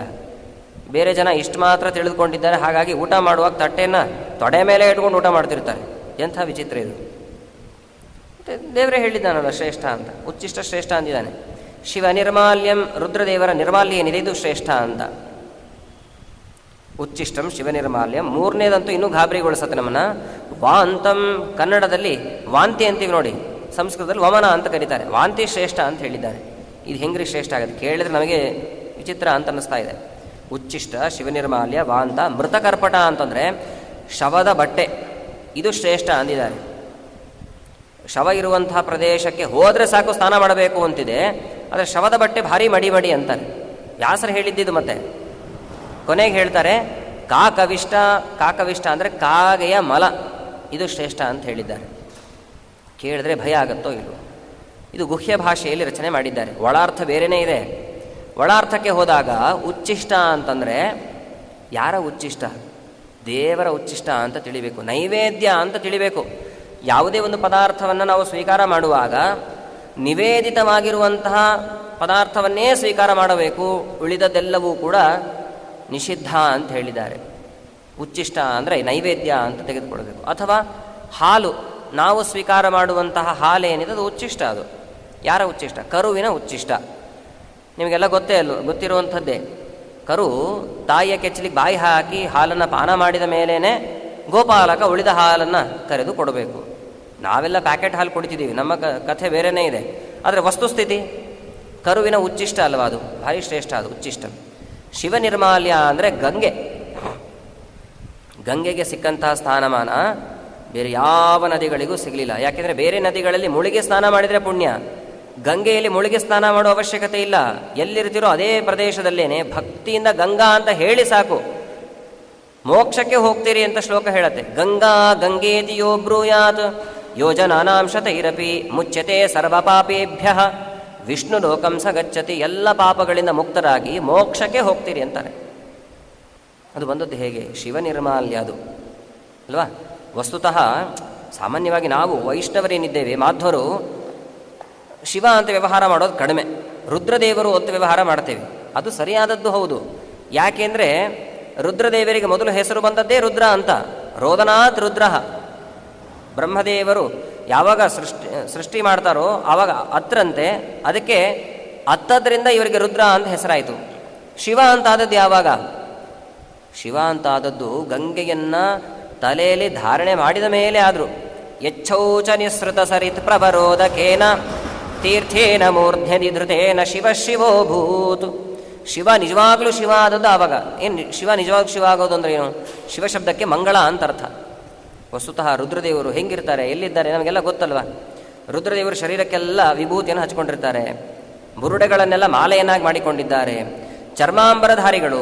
ಚರ್ಮಾಂಬರ ಅನ್ನೋದು ಹೇಗಿರುತ್ತೆ ಅಂದರೆ, ಕಾಳಿದಾಸ ವರ್ಣನೆ ಮಾಡ್ತಾನೆ, ಗಜಾಜಿನ ಆನೆಯ ಚರ್ಮವನ್ನು ಧಾರಣೆ ಮಾಡಿದ್ದಾರಂತೆ. ಹಸಿಯಾದಂತಹ ಆನೆಯ ಚರ್ಮ. ಹಸಿ ಅಂದರೆ ಎಷ್ಟು ಪ್ರಮಾಣದಲ್ಲಿ ಹಸಿ ಇದೆ ಅಂದರೆ, ಕಾಳಿದಾಸ ಹೇಳ್ತಾನೆ, ರುದ್ರದೇವರು ಉಟ್ಟುಕೊಂಡಂತಹ ಗಜದ ವಸ್ತ್ರದಿಂದ ರಕ್ತ ಹನಿ ಹನಿಯಾಗಿ ಬೀಳ್ತಾ ಇರುತ್ತಂತೆ ಯಾವಾಗಲೂ. ಅಷ್ಟು ಹಸಿ ಹಸಿಯಾದಂತಹ ಆನೆಯ ಚರ್ಮವನ್ನು ಧಾರಣೆ ಮಾಡಿದ್ದಾರೆ. ಕೇಳಿದ್ರೆ ವಿಚಿತ್ರ ಅನಿಸತ್ತೆ, ಎಷ್ಟು ಮೈಲಿಗೆ ಅಲ್ವಾ ಇದು. ಆದರೆ ರುದ್ರದೇವರಷ್ಟು ವೈಷ್ಣವ ಅಗ್ರೇಸರರು ಮಡಿಮಡಿಯಾಗಿರೋರು ಬೇರೆ ಯಾರೂ ಇಲ್ಲ. ಇದು ಹೇಗೆ ಅಂತಂದರೆ, ಗಂಗಾಧರರಾಗಿದ್ದಾರಲ್ವ, ಗಂಗೆಯನ್ನು ತಲೆಯಲ್ಲಿ ಧಾರಣೆ ಮಾಡಿದ್ರಲ್ವ, ಅದರಿಂದಲೇನೆ ಅಂತ. ಹಾಗಾದರೆ ಶಿವನಿರ್ಮಾಲ್ಯ ಅಂತಂದರೆ ಗಂಗೆ ಎಂದು ತಿಳಿಬೇಕು. ಉಚ್ಚಿಷ್ಟ ಶಿವನಿರ್ಮಾಲ್ಯ. ವಾಂತ, ವಾಂತಿ ಹೆಂಗ್ರಿ ಶ್ರೇಷ್ಠ? ವಾಂತಿ ಅಂತಂದರೆ ಜೇನು ಅಂತ ಇಟ್ಕೊಳ್ಬೇಕು. ಜೇನು ಹುಣಗಳು ಹೂವಿನಲ್ಲಿರುವಂಥ ಮಕರಂದವನ್ನು ಹೀರಿ ಒಂದು ಕಡೆಗೆ ವಮನ ತಾನೇ ಮಾಡುತ್ತೆ. ಆದರೆ ವಾಂತಿ ಅಂದರೆ ಅದು ಪಂಚಾಮೃತದಲ್ಲಿ ಅದನ್ನೆಲ್ಲ ಸೇರಿಸ್ತೇವಲ್ವ ನಾವು. ವಿಶೇಷವಾಗಿ ಮುಖ್ಯ ಪ್ರಾಣದೇವರಿಗಂತೂ ಮಧು ಅಭಿಷೇಕ ಅಂತಲೇ ನಾವು ಮಾಡ್ತೇವೆ, ಭಾರಿ ಶ್ರೇಷ್ಠ ಅದು. ಮೃತಕರ್ಪಟ, ಶವದ ಬಟ್ಟೆ ಅಂದರೆ ಏನಿದು? ರೇಷ್ಮೆ ವಸ್ತ್ರ ಅಂತ. ರೇಷ್ಮೆ ಹುಳುವಿನ ಚರ್ಮವನ್ನೆಲ್ಲ ತೆಗೆದುಬಿಟ್ಟು ರೇಷ್ಮೆ ವಸ್ತ್ರವನ್ನು ಕೊಡ್ತಾರೆ ನೋಡಿ, ಅದು ಶ್ರೇಷ್ಠ ಅಂತ. ಕಾಕವಿಷ್ಟ ಅಂದರೆ ಭಾಗವತದ ದಶಮಸ್ಕಂದವನ್ನು ನೀವೆಲ್ಲ ಕೇಳಿದ್ದೀರಿ. ಅನೇಕ ಗೋಪಿಕಾ ಸ್ತ್ರೀಯರು ಅಶ್ವತ್ಥ ವೃಕ್ಷಕ್ಕೆ ಕೊಟ್ಟಂತಹ ಶಾಪ ಅದು. ಕಾಗೆಯ ಮಲದಿಂದ ಹುಟ್ಟಬೇಕು ನೀನು ಅಂತ ಶಾಪ ಕೊಟ್ಟಿದ್ದಾರೆ. ಎಲ್ಲೆಲ್ಲೋ ಬೆಳೆದಿರುತ್ತೆ ಅಶ್ವತ್ಥ ವೃಕ್ಷ, ನೋಡ್ತೇವೆ ನೋಡಿ ನಾವು. ಮನೆ ಟ್ಯಾಂಕ್ ಹತ್ರ ಬೆಳೆದಿರುತ್ತೆ, ಕಾಂಪೌಂಡ್ ಸಂಧಿಗಳಲ್ಲಿ ಬೆಳೆದಿರುತ್ತೆ, ಹೊರಗಡೆ ಘಟಾರ್ಗಳಲ್ಲಿ ಬೆಳೆದಿರುತ್ತೆ, ಎಲ್ಲೆಲ್ಲೋ ಬೆಳೆದಿರುತ್ತೆ. ಅದು ಹೇಗೆ ಬೆಳೆಯುತ್ತೆ ಅಂತಂದರೆ, ಕಾಗೆ ಅನೇಕ ಬೀಜಗಳನ್ನೆಲ್ಲ ತಿಂದು ಹಿಕ್ಕೆಯಾಗಿ ಅದು ಹೊರಗಡೆ ಹಾಕತ್ತೆ ನೋಡಿ, ಆ ಹಿಕ್ಕೆಯೇನೇ ಅಶ್ವತ್ಥ ವೃಕ್ಷವಾಗಿ ಬದಲಾಗತ್ತೆ. ಭಾರಿ ವಿಶೇಷ ಸನ್ನಿಧಾನ ಪರಮಾತ್ಮನದ್ದು. ಅಶ್ವತ್ಥ ಸರ್ವವೃಕ್ಷಾಣಂ. ವಿಭೂತಿ ಯೋಗದಲ್ಲಿ ಹೇಳ್ತಾನೆ, ಎಲ್ಲ ವೃಕ್ಷಗಳನ್ನು ಗಮನಿಸಿದರೆ ಅಶ್ವತ್ಥ ವೃಕ್ಷದಲ್ಲಿ ನನ್ನ ವಿಭೂತಿ ರೂಪ ಇದೆ ಅಂತ ಸ್ವತಃ ಪರಮಾತ್ಮನೇ ಹೇಳ್ತಾನೆ. ಹಾಗಾಗಿ ಅದು ಶ್ರೇಷ್ಠ ಅಂತ. ಹೀಗೆ 5 ಪವಿತ್ರ ಅಂತ ಹೇಳುವಾಗ ನೈವೇದ್ಯವನ್ನು ಕೂಡ ತೆಗೆದುಕೊಂಡಿದ್ದಾರೆ. ದೇವರಿಗೆ ನಿವೇದಿತವಾದ ಮೇಲೆ ಅದು ಶುದ್ಧ ಅಂತ ಅಲ್ಲಿಗೆ ಬರಬೇಕು ನಾವು. ಒಂದೋ ಅನ್ನಕ್ಕೆ ನೀರಿನ ಪ್ರೋಕ್ಷಣೆಯಿಂದ ಶುದ್ಧವಾಗತ್ತೆ, ಅಥವಾ ದೇವರಿಗೆ ನಿವೇದನೆ ಮಾಡಿದರೆ ಆವಾಗಲೂ ಶುದ್ಧವಾಗತ್ತೆ ಅಂತ ಇದೆ. ಎರಡೂ ಮಾಡಲಿಲ್ಲ, ನಾವು ಹಾಗೆ ಭೋಜನ ಮಾಡ್ತೇವೆ ಅಂತಂದರೆ, ಕೃಷ್ಣ ಪರಮಾತ್ಮ ಭಗವದ್ಗೀತೆಯಲ್ಲಿ ಹೇಳ್ತಾನೆ, ನೀವು ತಿನ್ನುವಂಥದ್ದು ಅದು ಅನ್ನ ಆಗಿರೋದಿಲ್ಲ, ಪಾಪದ ಮುದ್ದೆಗಳನ್ನು ತಿಂತಾ ಇದ್ದೀರಿ ಅಂತಾನೆ ಕೃಷ್ಣ. ಭುಂಜತೆ ತೇ ತ್ವಘಂ ಪಾಪಾಹ ಅಂತಾನೆ. ಪಾಪಾಹ ಭುಂಜತೆ, ಪಾಪಗಳನ್ನು ತಿಂತಾ ಇದ್ದೀರಿ ಅಂತ ಅರ್ಥ ಆಗತ್ತೆ. ಹಾಗಾಗಿ ಅನ್ನವನ್ನು ಶುದ್ಧವನ್ನಾಗಿ ಮಾಡಿ ಭಕ್ಷಣೆ ಮಾಡಬೇಕು ಅನ್ನುವಂಥದ್ದು ಕೃಷ್ಣ ಪರಮಾತ್ಮನ ಅಭಿಪ್ರಾಯ. ಇನ್ನು ಉದ್ದು, ವಸ್ತುತಃ ಉದ್ದು ಏನಿದೆ ಅದನ್ನು ಸ್ವೀಕಾರ ಮಾಡೋ ಹಾಗಿಲ್ಲ ಅಂತಾರೆ. ಆದ್ದರಿಂದಲೇನಲ್ವ, ನಾವು ಇರುವಂತಹ ಅಧಿಕ ಮಾಸದಲ್ಲಿ ಮಾಷತ್ಯಾಗ ಅಂತ ಒಂದು ವ್ರತ ಇದೆ ಅಂತ ಕೇಳ್ತೇವೆ ನಾವು. ಮಾಷವನ್ನು ಯಾಕೆ ತೆಗೆದುಕೊಂಡ್ರು ಅಂದರೆ, ವಸ್ತುತಃ ಮಾಷ ಅದು ವರ್ಜ್ಯ, ಅದು ಮಾಷವನ್ನು ಸ್ವೀಕಾರ ಮಾಡೋ ಹಾಗಿಲ್ಲ ಅಂತ ಇದೆ. ಕಾರ್ತಿಕ ಮಾಸದಲ್ಲಿ ಮಾಷವನ್ನು ಸ್ವೀಕಾರ ಮಾಡಬೇಡಿ ಅಂತಾರೆ, ಅಧಿಕ ಮಾಸದಲ್ಲಿ ಸ್ವೀಕಾರ ಮಾಡೋ ಹಾಗಿಲ್ಲ. ಆದರೆ ಶ್ರಾದ್ದದಲ್ಲಿ ಅದು ಅತ್ಯಂತ ವಿಹಿತ. ಶ್ರಾದ್ದದಲ್ಲಿ ಮಾಷಕ್ಕೆ ಸಂಬಂಧಪಟ್ಟಂತಹ ಪದಾರ್ಥಗಳನ್ನು ತಯಾರು ಮಾಡಲೇಬೇಕು ಅಂತಿದೆ. ಯಾಕೆಂದರೆ ಆ ಸಮಯದಲ್ಲಿ ಅದು ಶುದ್ಧವಾಗಿರುತ್ತೆ ಅಂತ. ನೋಡಿ, ಕಾಲತಃ ವ್ಯತ್ಯಾಸ ಇದು. ಕೆಲವು ಕಾಲದಲ್ಲಿ ಅಶುದ್ಧವಾಗಿರುವಂಥದ್ದು, ಕೆಲವು ಕಾಲದಲ್ಲಿ ಪರಮಶುದ್ಧ. ಆ ಸಮಯದಲ್ಲಿ ತೆಗೆದುಕೊಳ್ಳಲೇಬೇಕು ಅಂತ ತಿಳಿಸಿಕೊಟ್ಟಿದ್ದಾರೆ. ಇನ್ನು ಅನ್ನವನ್ನು ತಯಾರು ಮಾಡಿದ್ದಾರೆ. ದೊಡ್ಡ ದೊಡ್ಡ ಕಾರ್ಯಕ್ರಮ ನಡೀತಾ ಇತ್ತು ಅಂದ್ಕೊಳ್ಳಿ, ಅನ್ನದ ರಾಶಿಯೇ ಹಾಕಿರ್ತಾರೆ. ಕೊಪ್ಪಳ ಜಾತ್ರೆ ಎಲ್ಲ ನಡೆಯುತ್ತೆ, ನೀವೆಲ್ಲ ಗಮನಿಸಿದ್ದೀರಿ. ಅನ್ನದ ರಾಶಿ ರಾಶಿ ಹಾಕಿರ್ತಾರೆ. ಗೊತ್ತಿಲ್ಲದಂತೆ ಒಂದು ನಾಯಿ ಬಂದುಬಿಟ್ಟು ಆ ಅನ್ನಕ್ಕೆ ಬಾಯಿ ಹಾಕಿತು ಅಂದ್ಕೊಳ್ಳಿ. ಆವಾಗ ಏನು ಮಾಡಬೇಕು? ರಾಶಿ ರಾಶಿ ಕೋಣೆಗಳಲ್ಲೆಲ್ಲ ತುಂಬಿರ್ತಾರೆ, ಅದೆಲ್ಲ ವೇಸ್ಟ್ ಆಗಿದ್ರೆ. ಹಾಗೆ ಮಾಡೋದಲ್ಲ. ಅಲ್ಲಿ ಏನು ಮಾಡಬೇಕು ಅಂತಂದರೆ, ನಾಯಿ ಯಾವ ಒಂದು ಪ್ರದೇಶಕ್ಕೆ ಬಾಯಿ ಹಾಕಿರುತ್ತಲ್ವ, ಅಲ್ಲಿಂದ ಸ್ವಲ್ಪ ಭಾಗವನ್ನು ತೆಗಿಬೇಕು ಅಂತಾರೆ. ಸ್ವಲ್ಪ ಭಾಗವನ್ನು ತೆಗೆದು ಹೊರಗಡೆಗೆ ಉಳಿದ ಪ್ರಾಣಿಗಳಿಗೆಲ್ಲ ಹಾಕಿಬಿಡಬೇಕು. ಉಳಿದ ಭಾಗ ಎಲ್ಲ ಶುದ್ಧ ಅಂತಲೇ ಕರೆಸಿಕೊಳ್ಳುತ್ತೆ. ಯಾಕೆ ಅಂದರೆ ಬೃಹತ್ವಾತು, ಪ್ರಮಾಣ ದೊಡ್ಡದಿದೆ ನೋಡಿ. ಆ ಕಾರಣದಿಂದಾಗಿ ಸ್ವಲ್ಪ ಚಿಕ್ಕದೇನೋ ಸಣ್ಣ ಪಾತ್ರೆ ಮಾಡಿಕೊಂಡಿದ್ವಿ, ಆವಾಗ ಶ್ವಾನ ಏನಾದರೂ ಬಂದು ಬಾಯಿ ಹಾಕಿದರೆ ಅದು ಸಂಪೂರ್ಣವಾಗಿ ಬಿಡಬೇಕು ಅಂತ ಇದೆ. ಯಾಕೆ? ಇದು ಪ್ರಮಾಣ ಚಿಕ್ಕದು ಅಂತ ನೋಡಿ. ಪ್ರಮಾಣದಿಂದಲೂ ಕೂಡ ಯಾವುದು ಶುದ್ಧ ಯಾವುದು ಅಶುದ್ಧ ಅನ್ನೋದನ್ನು ತಿಳಿಸಿಕೊಡ್ತಾನೆ ಪರಮಾತ್ಮ. ಅಥವಾ ನದಿ ಮುಂತಾದಂತಹ ಪ್ರದೇಶಗಳಿಗೆ ಹೋಗಿರ್ತೀವಿ, ಅಥವಾ ಮನೆಗಳಲ್ಲಿ ಈಗ ಮಡಿಗೆ ಅಂತ ಒಂದು ಕೊಡದಲ್ಲಿ ನೀರನ್ನು ಇಟ್ಕೊಂಡಿರ್ತೀವಿ ಅಂದ್ಕೊಳ್ಳಿ, ಮಡಿಯಾಗಿ ಇಟ್ಕೊಂಡಿರ್ತೀವಿ. ಬೇರೆ ಯಾರಾದರೂ ಬಂದು ಅದನ್ನು ಮುಟ್ಟಿಬಿಟ್ರೆ ಅಯ್ಯೋ ಮೈಲಿಗೆ ಆಯಿತು ಅದನ್ನು ನಾವು ಸ್ವೀಕಾರ ಮಾಡೋದಿಲ್ಲ ಅಂತಂತೀವಿ. ನದಿಗಳಲ್ಲಿ ಸ್ನಾನಕ್ಕೆ ಅಂತ ಹೋದಾಗ ದೊಡ್ಡ ಪ್ರಮಾಣದಲ್ಲಿ ನೀರು ಹರಿತಾ ಇರುತ್ತೆ, ಬೇಕಾದಷ್ಟು ಜನ ಸ್ನಾನ ಮಾಡ್ತಾ ಇರ್ತಾರೆ. ಒಂದೇ ಪ್ರದೇಶದಲ್ಲೇ ನೀರನ್ನು ತಾಕಿಸಿಕೊಂಡು ಪರಸ್ಪರವಾಗಿರ್ತೇವೆ ಗಂಗಾದಿ ನದಿಗಳಲ್ಲಿ.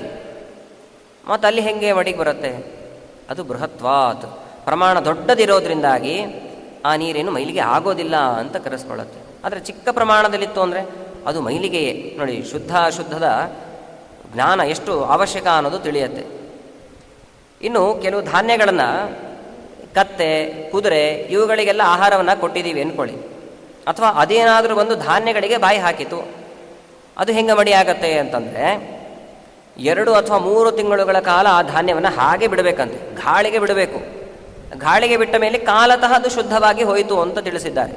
ಮತ್ತು ಪ್ರತ್ಯೇಕವಾಗಿ ಅದು ನೀರಲ್ಲಿ ಹಾಕುವಂಥದ್ದು, ಮತ್ತು ಅದನ್ನು ತೆಗೆದುಬಿಟ್ಟು ಶ್ವಾನಕ್ಕೆ ಹೇಗೆ ಮಾಡೋದು, ಶ್ವಾನ ಭಕ್ಷಣೆ ಮಾಡಿದಾಗ ಸ್ವಲ್ಪ ಭಾಗವನ್ನು ತೆಗೆದು ಹಾಕ್ತೀವಲ್ವ, ಆ ಕ್ರಮ ಇಲ್ಲ ಇಲ್ಲಿ. ಕತ್ತೆ ಕುದುರೆಗಳು ಭಕ್ಷಿಸಿದಂತಹ ಧಾನ್ಯ 3 ತಿಂಗಳ ನಂತರದಲ್ಲಿ ಅದು ಶುದ್ಧವಾಗಿ ಹೋಗುತ್ತೆ ಅಂತಾರೆ. ಇನ್ನು ಕೆಲವು ಆನೆಯ ದಂತ ಇದೆ, ಆನೆಯ ದಂತವನ್ನು ಮನೆಯಲ್ಲಿ ಕೆಲವರು ಶೋಗೆ ಅಂತ ಇಟ್ಕೊಂಡಿರ್ತಾರೆ. ಅಥವಾ ಶಂಖ ಹುಳದ ಮೂಳೆ ಅಲ್ವ ಅದು. ವಸ್ತುತಃ ಶಂಖ ಏನಿದೆ ಅನೇಕ ಜನರಿಗೆ ಗೊತ್ತಿಲ್ಲ ಅಂದ್ಕೊಳ್ತೇನೆ ನಾನು. ಶಂಖ ಸಮುದ್ರದಲ್ಲಿ ಸಿಗತ್ತಲ್ವ, ಆ ಶಂಖ ಏನಿದೆ ಹುಳದ ಮೂಳೆ, ಅದು ಒಳಗಡೆ ಹುಳ ಇರುತ್ತೆ. ಆ ಹುಳದ ಮೂಳೆ ಬಹಿರ್ಮುಖವಾಗಿ ಬಂದು ಆ ಆಕಾರವನ್ನು ಪಡೆದುಕೊಂಡಿದೆ. ಅಸ್ಥಿ ಮಡಿಗೆ ಬರುತ್ತೆ ಹೇಳಿ? ಅಸ್ಥಿ ಮಡಿಗೆ ಬರೋದಿಲ್ಲ. ಆದರೆ ಅದು ಹೇಗೆ ಶುದ್ಧವಾಗತ್ತೆ ಅಂತಂದರೆ, ಅದು ಶಂಖ ಅಥವಾ ಗಜಕ್ಕೆ ಸಂಬಂಧಪಟ್ಟಂತಹ ಈ ದಂತಗಳೆಲ್ಲ ಏನಿದೆ ಮಣ್ಣು ನೀರನ್ನು ಸೋಕಿಸುವಿಕೆಯಿಂದ ಶುದ್ಧವಾಗಿ ಹೋಗುತ್ತೆ ಅಂತಾರೆ. ಶಂಖ ತಂದ್ವಿ ಪೂಜೆಗೆ ಅಂತ ಚೆನ್ನಾಗಿ ತೊಳೆದ್ರೆ ಆಯಿತು, ಶುದ್ಧ ಅದು. ಗಜದ ದಂತ ಅದು ಕೂಡ ಹಾಗೆ, ಮಣ್ಣಿನ ಸ್ಪರ್ಶ ಅಥವಾ ಜಲದ ಸ್ಪರ್ಶದಿಂದ ಅದೆಲ್ಲ ಶುದ್ಧವಾಗಿ ಹೋಗುತ್ತೆ ಅಂತ. ಹಾಲು, ತುಪ್ಪ ಇವುಗಳು ಹಸುವಿನ ಶರೀರದಿಂದಲೇ ಬರುತ್ತೆ.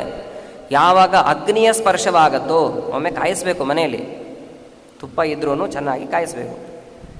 ಕಾಯಿಸಿದಾಗ ಅದರಲ್ಲಿ ಶುದ್ಧತೆ ಅನ್ನುವಂಥದ್ದು ಬರುತ್ತೆ ಅಂತಾರೆ. ಇನ್ನು ಬಂಗಾರ, ಬೆಳ್ಳಿ ಇವುಗಳು ಕೂಡ ಹಾಗೇನೆ, ಅಗ್ನಿ ಸ್ಪರ್ಶವಾದಾಗ ಇವುಗಳು ಶುದ್ಧವಾಗತ್ತೆ ಅಂತ ತಿಳಿಸಿದ್ದಾರೆ. ಹೂಗಳು, ದೇವರ ಪೂಜೆಗೆ ಅಂತ ಹೂ ತರ್ತೀವಿ, ಅವ್ರು ಹೂ ನಮಗೆ ಕಟ್ಟಿಕೊಡುವವರೇನು ಮಡಿಯಾಗಿ ಕೊಡ್ತಾರೇನು? ಬಾಯಲ್ಲೆಲ್ಲ ಇಟ್ಕೊಂಡು ಕಚ್ಚಿರ್ತಾರೆ. ಅದನ್ನೇ ತಂದು ದೇವರಿಗೆ ಹೆಂಗೆ ಅರ್ಪಣೆ ಮಾಡಲಿಕ್ಕಾಗತ್ತೆ?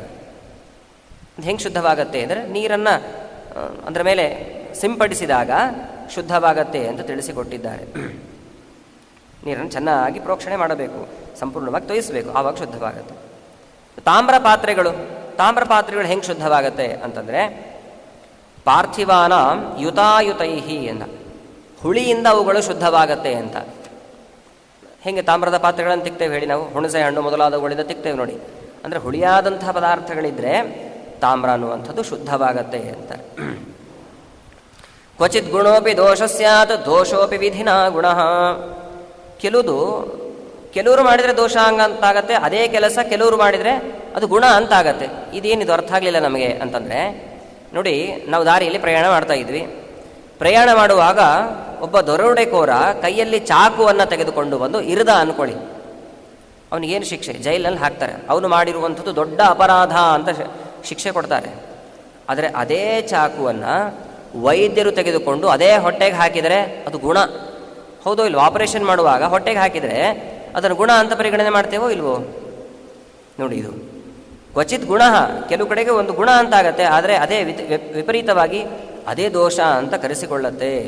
ಹೀಗೆಲ್ಲ ವಿಚಾರ ಮಾಡಬೇಕು ಅಂತಾನೆ ಪರಮಾತ್ಮ. ಸಮಾನ ಕರ್ಮಾಚರಣೆ ಪತಿತಾನಾಂ ನ ಪಾತಕಂ. ಕೆಲವು ಕರ್ಮಗಳು ಬ್ರಾಹ್ಮಣರಿಗೆ ಅದು ಅಶುದ್ಧ ಅಂತ ಕರೆಸಿಕೊಂಡ್ರೆ ಉಳಿದವರಿಗೆ ಅದು ಶುದ್ಧ ಅಂತ ಕರೆಸಿಕೊಳ್ಳುತ್ತೆ. ಈ ಉದಾಹರಣೆಗೆ, ಪ್ರಾಣಿಗಳನ್ನು ಬೇಟೆ ಆಡ್ತಿದ್ದಾರೆ ಅಂದ್ಕೊಳ್ಳಿ ಮನುಷ್ಯರು. ಪ್ರಾಣಿಗಳು ಪ್ರಾಣಿಗಳನ್ನು ಮನುಷ್ಯರೇನಾದರೂ ಭೇಟಿಯಾಡಿದರೆ ಅದು ಪಾಪ, ಅದು ಅಶುದ್ಧವಾಗಿರ್ತಕ್ಕಂಥ ಕರ್ಮ. ಒಂದು ಉದಾಹರಣೆಗೆ ಒಂದು ಜಿಂಕೆಯನ್ನು ಬೇಟೆಯಾಡಿದ್ರು ಅಂದ್ಕೊಳ್ಳಿ, ದೊಡ್ಡ ಪಾಪದ ಕರ್ಮ ಅದು. ಆದರೆ ಅದೇ ಜಿಂಕೆಯನ್ನು ಹುಲಿ ಬೇಟೆಯಾಡಿದರೆ ಅದಕ್ಕೆ ಪಾಪ ಇಲ್ಲ. ಯಾಕೆ ಗೊತ್ತಾ? ಜಿಂಕೆ ಎನ್ನುವಂಥದ್ದು ಅದರ ಆಹಾರವನ್ನು ಸ್ವೀಕಾರ ಮಾಡ್ತಿದೆ. ನೋಡಿ, ಒಂದೇ ಕೆಲಸ ಬೇರೆ ಬೇರೆ ಒಂದು ಪ್ರಾಣಿ ಮನುಷ್ಯರು ಮಾಡಿದಾಗ ಕೆಲವು ಕಡೆಗೆ ಶುದ್ಧ, ಕೆಲವು ಕಡೆಗೆ ಅಶುದ್ಧ.